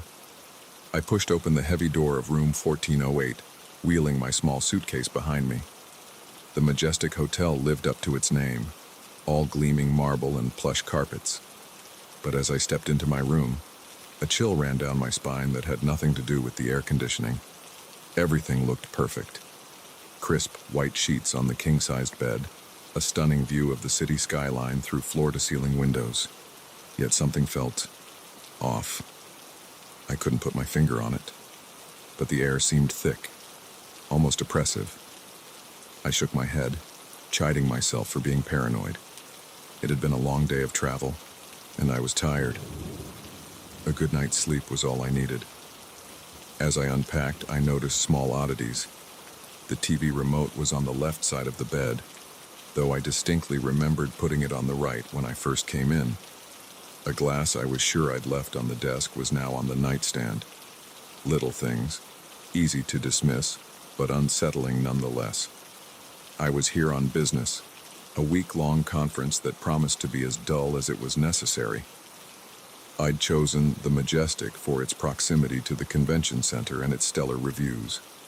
Now, as the sun set and shadows crept across the room, I was beginning to regret my choice. Sleep came fitfully that night. Strange noises kept waking me, scratching sounds from inside the walls, whispers that seemed to come from everywhere and nowhere at once. Each time I jolted awake, heart racing, the room seemed different, furniture slightly out of place, shadows that didn't quite match the objects casting them. By morning, I was exhausted and on edge, but in the harsh light of day, my fears seemed silly. Old hotels made noises. Housekeeping probably moved things while cleaning. There had to be logical explanations. The conference was as mind-numbing as expected, but I welcomed the distraction. It wasn't until I returned to my room that evening that the strangeness resumed. The moment I opened the door, I knew someone, or something, had been there. Nothing was obviously disturbed, but the air felt different, charged somehow. And there, on the pristine white duvet, lay a single red rose. My blood ran cold. I hadn't ordered room service. I hadn't told anyone my room number. I snatched up the phone to call the front desk, but the line was dead. Static filled my cell phone when I tried to use it instead. That's when I noticed the mirror. My reflection stared back at me, but something was wrong. It didn't match my movements exactly. There was a lag, almost imperceptible, but definitely there. And its eyes. They seemed to glow with an inner light that wasn't my own. I backed away, my heart pounding. This was impossible. I had to be hallucinating, overtired and imagining things. I splashed cold water on my face, took deep breaths, tried to calm myself. When I looked back at the mirror, my reflection was normal, but now the room behind me was different, older somehow. The modern furnishings were replaced with antiques. Gaslight flickered where electric lamps had been. I spun around, but the room remained as it always had been. Modern, sleek, normal. It was only in the mirror that it had changed. A knock at the door made me jump. "Housekeeping," called a cheerful voice. Relief washed over me. Another person, someone real and normal. I yanked open the door, ready to pour out my bizarre experiences to whoever was there. The hallway was empty, hands shaking. I closed and locked the door. This wasn't happening. It couldn't be happening. I was losing my mind. I decided to take a shower, hoping the hot water would clear my head. As steam filled the bathroom, I could have sworn I heard music. Old-fashioned, tinny, like from a gramophone. It faded in and out, sometimes drowned by the sound of the water, sometimes crystal clear. When I stepped out of the shower, the mirror was fogged up. As I wiped away the condensation, words appeared, as if written by an unseen hand. "Welcome home, darling. We've been waiting for you." I scrambled out of the bathroom, my wet feet slipping on the tile. The bedroom had transformed. Gone were the modern furnishings, replaced by heavy Victorian pieces. Gaslights flickered on the walls, and there, seated at a vanity that hadn't been there before, was a woman. She turned to face me, her pale face framed by elaborately styled dark hair. Her dress was from another century, all lace and corsets, but it was her eyes that captivated me, deep, dark, and utterly inhuman. "There you are," she said, her voice echoing strangely. "We've been so lonely without you." I tried to scream, but no sound came out. I lunged for the door, but my hands passed right through the knob. The woman laughed, a sound like breaking glass. "Oh, darling," she said, standing and gliding towards me. "Don't you remember? You checked in long ago, 1898 to be precise. You can never leave. None of us can." The room spun around me. Glimpses of other times, other versions of this same room, flashed before my eyes. I saw myself, dressed in clothes from every decade of the past century, living and dying in this room over and over again. I remembered now. The curse. The deal I'd made with something. Something old and patient and hungry. I'd been trapped here for over 100 years, reliving the same week over and over. My memories wiped clean each time, only to be restored at the end. The woman, my wife, my jailer, both reached for me, her cold hands cupping my face. "It's time to start again, my love. Shall we?" The room blurred and shifted. I felt myself fading, my memories slipping away like sand through an hourglass. The last thing I saw before darkness took me was the woman's smile, cruel and beautiful. I blinked, disoriented. I was standing in the hallway of the majestic hotel, my suitcase beside me. I must have zoned out for a moment. Shaking my head to clear it, I slid my key card into the lock of room 1408. The light flashed green, and I pushed open the door. As I stepped inside, a chill ran down my spine that had nothing to do with the air conditioning. Everything looked perfect, but something felt off. I shook my head, chiding myself for being paranoid. It had been a long day of travel, and I was tired. A good night's sleep was all I needed. As I unpacked, I noticed small oddities. The TV remote was on the left side of the bed, though I distinctly remembered putting it on the right when I first came in. A glass I was sure I'd left on the desk was now on the nightstand. Little things, easy to dismiss, but unsettling nonetheless. I was here on business, a week-long conference that promised to be as dull as it was necessary. I'd chosen the Majestic for its proximity to the convention center and its stellar reviews. Now, as the sun set and shadows crept across the room, I was beginning to regret my choice. In the corner of my eye, I caught a flicker of movement in the mirror, but when I turned to look, there was nothing there but my own reflection, tired and wary. For a moment, just a moment, I thought I saw something else in those familiar eyes. Something old and patient and hungry. I blinked, and it was gone. Just my imagination, I told myself. Just another night in another hotel room. But as I turned away from the mirror, I couldn't shake the feeling that I'd done this all before. That I would do it all again. And somewhere, in a place I couldn't quite reach, I heard the echo of a woman's laughter, like the sound of breaking glass.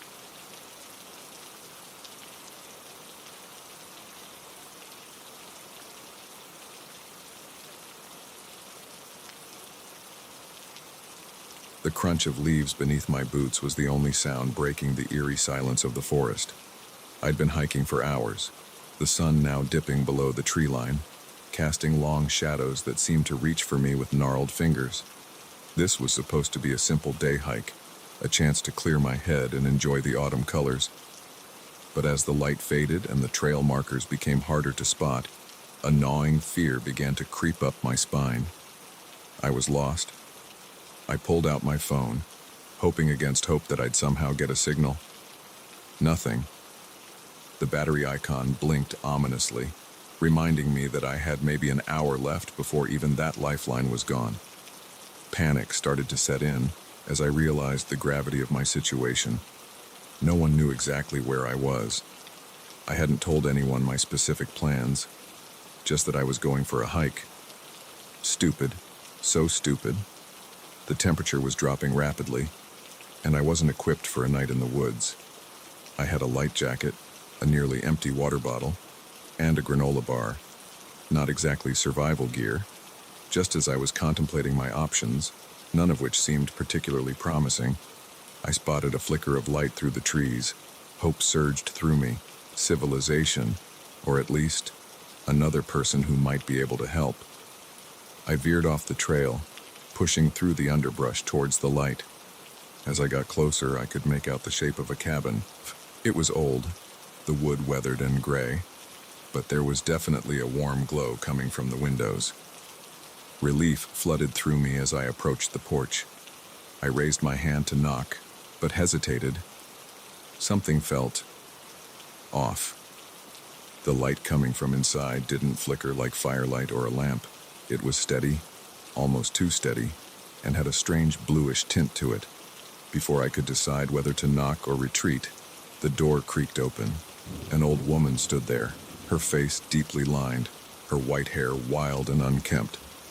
But it was her eyes that caught me, pale, almost colorless, and fixed on me with an intensity that made my skin crawl. Well, she said, her voice raspy like dry leaves. A visitor. How unexpected. Every instinct screamed at me to run, but I was too exhausted, too desperate for help. "I'm sorry to bother you," I said, trying to keep the tremor out of my voice. "I got lost on the trail and saw your light. Could you possibly point me in the direction of the ranger station? Or maybe let me use a phone?" Her thin lips stretched into what I suppose was meant to be a smile, but looked more like a grimace. "Oh, my dear, there's no phone here, and the ranger station, miles away. You'd never make it in the dark." She stepped back, gesturing inside. Come in. You can stay the night and we'll sort you out in the morning." I hesitated, torn between my fear of this strange woman and my fear of spending the night alone in the increasingly dark and cold forest. In the end, practicality won out. I stepped inside. The interior of the cabin was odd. It was a single room, sparsely furnished with ancient-looking pieces that seemed to belong in a museum. But scattered among the antiques were incongruous items, a digital alarm clock, a modern laptop, things that looked wildly out of place in this rustic setting. And everywhere, covering every surface, were mirrors. Mirrors of all shapes and sizes, from tiny hand mirrors to full-length ones leaning against the walls. They reflected the room back at me from every angle, creating a dizzying, kaleidoscopic effect. Sit, the old woman said, ushering me to a rickety chair. "I'll make us some tea." As she busied herself at an old wood stove, I tried to gather my thoughts. Something about this place, about her, felt wrong, but I couldn't put my finger on what exactly was causing my unease. She returned with 2 steaming mugs, handing one to me. The liquid inside was dark, almost black, with an oily sheen on the surface. It smelled strange, not like any tea I'd ever encountered. "Drink up," she said, her pale eyes boring into mine. "It'll warm you right up." I raised the mug to my lips, more out of politeness than any desire to actually drink the concoction. But as the liquid touched my tongue, a wave of dizziness washed over me. The room began to spin, the reflections in the mirrors blurring and swirling. What did you give me?" I slurred, struggling to stand. My legs felt like lead, and the edges of my vision were growing dark. The old woman's face swam before me, her features shifting and changing. One moment she was ancient, the next young and beautiful, then something not human at all. "Just a little, something to help you sleep, my dear," she said, her voice echoing strangely. "You'll need your rest for what's to come." I tried to fight the encroaching darkness, but it was a losing battle. The last thing I saw before unconsciousness took me was my own reflection in one of the mirrors. But it wasn't me. Not really. The face looking back was older, gaunt, with eyes that held a lifetime of terror. I woke with a start, my head pounding. For a moment, I couldn't remember where I was or how I'd gotten there. Then it all came flooding back. The hike, getting lost, the strange cabin, the old woman, the tea. I sat up, realizing I was on a narrow cot in a corner of the cabin. Sunlight streamed through the windows, dust motes dancing in the beams. The old woman was nowhere to be seen. I stood on shaky legs, my body feeling oddly stiff, as if I'd slept for far longer than one night. I made my way to the door, desperate to leave this place and find my way back to civilization. But when I stepped outside, my heart nearly stopped. The forest was wrong. The trees were taller, older, their branches twisted into unnatural shapes. The very air felt different, heavier somehow, charged with an energy I couldn't explain. I spun around, intending to grab my backpack and run, only to freeze in shock. The cabin was gone. In its place stood a circle of standing stones, ancient and weathered, covered in strange symbols that seemed to writhe and move when I wasn't looking directly at them. "No," I whispered, backing away. "This isn't possible." "Oh, but it is," came a familiar, raspy voice. The old woman stepped out from behind one of the stones, but she wasn't old anymore. She was ageless, her form shifting and changing as I watched, never settling on one appearance for more than a moment. "What have you done to me?" I demanded, my voice shaking. "Where am I?" She laughed, the sound like breaking glass. "You're exactly where you were before, my dear, just a little further along." "I don't understand," I said, panic rising in my throat. "Time is a funny thing," she said, circling me slowly. "So rigid for most, but so very fluid for some. You've taken a little trip, that's all. About, 50 years or so into the future." I shook my head, refusing to believe it. "That's impossible. You're insane. I need to leave, to get home." Her eyes flashed, suddenly cold and hard. "Home? Oh, my sweet summer child. This is your home now, just as it has been for the past 5 decades. As she spoke, memories began to flood my mind.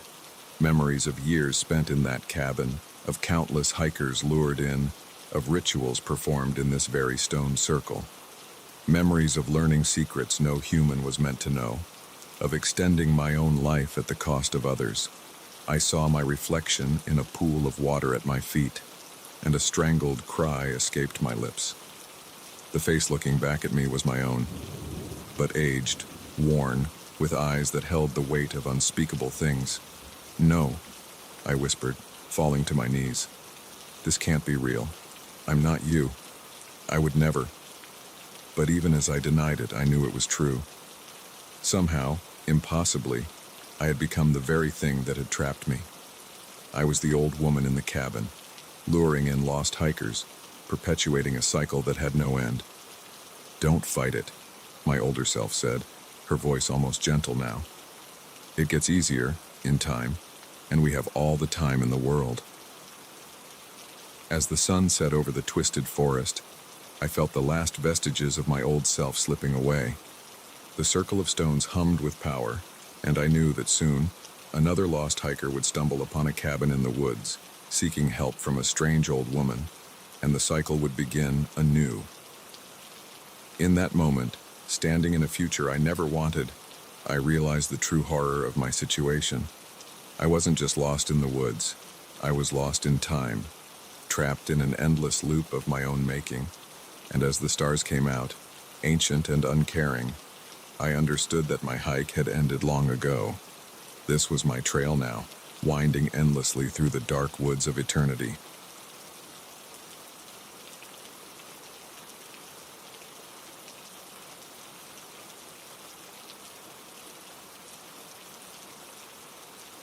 The neon sign of the gas station flickered weakly in the midnight gloom, a lone beacon on the desolate stretch of highway. I pulled my beat-up Chevy into the lot, the engine sputtering ominously.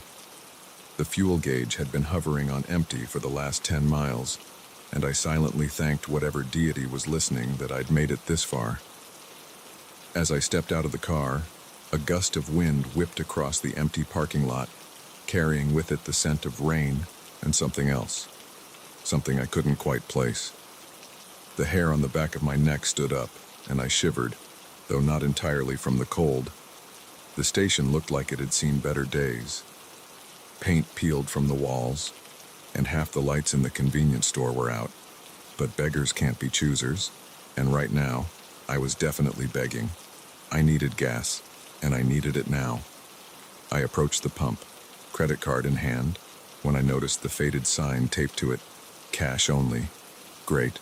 Just great. With a sigh, I turned towards the store.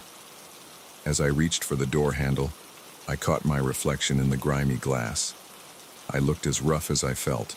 3 days of stubble, dark circles under my eyes, clothes rumpled from too many hours on the road. This cross-country trip was supposed to be a fresh start, a chance to leave behind the mess my life had become. But standing here, in the middle of nowhere, I felt more lost than ever. The bell above the door jangled discordantly as I entered. The interior was dimly lit and smelled of stale cigarettes and something vaguely metallic. Behind the counter stood an old man, his face deeply lined, his eyes hidden behind thick glasses that reflected the flickering fluorescent lights. "Evening," I said, approaching the counter. "Fill up on pump 3, please." The old man didn't respond, didn't even look at me. He just stood there, staring at something behind me. I turned, half expecting to see another customer, but the store was empty. Excuse me." I tried again. "I need to pay for some gas." Slowly, so slowly it was almost imperceptible, the old man's head turned towards me. His glasses slipped down his nose, and I found myself looking into eyes that were completely white. No iris, no pupil, just a milky blankness that sent a chill down my spine. "You shouldn't be here," he said, his voice a dry whisper that seemed to come from everywhere and nowhere at once. "It's not safe. They're coming." I took an involuntary step back. "What? Who's coming?" "Look, I just need some gas and I'll be on my way." The old man's hand shot out, gnarled fingers grasping my wrist with surprising strength. "Listen," he hissed. "You need to leave. Now. Before it's too late." A loud bang from outside made us both jump. I spun around to see a group of people emerging from the darkness, approaching the store with slow, deliberate steps. There was something off about their movements, something not quite human. "Oh God," the old man moaned. "They're here. We're too late." My heart was pounding now, adrenaline coursing through my veins. Who are they? What's going on? But the old man was already moving, faster than I would have thought possible for someone his age. He shoved me towards a door marked "Employees Only." "Go," he said. "Through there, out the back. Run. Don't stop. Don't look back. Just run." I hesitated for a split second, torn between fear and confusion. But another bang, louder this time, made the decision for me. I bolted through the door, finding myself in a narrow hallway that led to a back exit. As I burst out into the night air, I heard glass shattering behind me. Screams, inhuman, terrifying screams, filled the air. I ran, my lungs burning, my legs pumping furiously. I didn't know where I was going, only that I had to get away. I don't know how long I ran. It could have been minutes or hours. The landscape blurred around me, trees and rocks mere shadows in the darkness. Finally, my body gave out, and I collapsed to the ground, gasping for air. As I lay there, trying to catch my breath and make sense of what had happened, I became aware of a sound, a low, pulsing hum that seemed to be coming from everywhere at once. I sat up, looking around wildly. That's when I saw them. Lights in the sky, moving in impossible patterns. They were too fast, too agile to be any aircraft I'd ever seen. As I watched, paralyzed with a mixture of awe and terror, one of the lights detached from the group and began to descend. I scrambled to my feet, ready to run again, but found I couldn't move. Some unseen force held me in place as the light grew closer, brighter, until it was all I could see. And then, darkness. I woke up on the side of the highway, the sun beating down on my face. For a moment, I was disoriented, unsure of where I was or how I'd gotten there. Then the memories came flooding back. The gas station, the old man, the chase, the lights. I sat up, wincing at the stiffness in my muscles. My clothes were torn and dirty, as if I'd been running through the woods, but that was impossible. The gas station had been in the middle of a barren stretch of highway, nowhere near any forest. I looked around, trying to get my bearings. In the distance, I could see a familiar sign, the gas station. My heart began to race as I approached it, unsure of what I'd find. But the station looked normal. Fresh paint, all lights working, a few cars at the pumps. Nothing like the run-down place I remembered from the night before. Confused and more than a little freaked out, I entered the store. Behind the counter stood a young woman who smiled brightly as I approached. "Good morning. What can I get for you today?" I stared at her, then at the spotless interior of the store. I was here last night. There was an old man, Something happened. The woman's smile faltered slightly. I'm sorry, sir, but that's not possible. I worked the night shift last night, and I can assure you, nothing unusual happened. Are you feeling all right? Would you like me to call someone for you? I shook my head, backing away. No, I'm fine. Sorry to bother you. I practically ran back to my car, my mind reeling. Had it all been a dream? Some kind of hallucination brought on by exhaustion? But it had felt so real. As I slid into the driver's seat, something caught my eye. There, on the passenger seat, was a small metallic object I'd never seen before. It was about the size of a coin, covered in strange symbols that seemed to shift and change as I looked at them. With trembling hands, I picked it up. It was warm to the touch, and I could feel a faint vibration emanating from it. In that moment, I knew with absolute certainty that last night had been real. Whatever had happened, whatever I'd encountered, it wasn't over. I started the car, my decision made. I couldn't go back to my old life. Not now. I had to find answers. What were those lights? Who were those people chasing me? And most importantly, what had really happened at that gas station? As I pulled onto the highway, I glanced in my rearview mirror. For a split second, I thought I saw the old man from the gas station, his blank white eyes staring directly at me. But when I blinked, he was gone. I pressed down on the accelerator, the landscape blurring around me. I didn't know where this road would lead, but I knew I had to follow it. Because somewhere out there were answers, and I was determined to find them, no matter the cost. The strange object pulsed warmly in my pocket, a constant reminder that the world was far more mysterious and dangerous than I'd ever imagined. And as the miles ticked by, I couldn't shake the feeling that this was just the beginning of a journey that would change everything. The truth was out there, waiting to be discovered. And I was going to find it, one lonely highway at a time.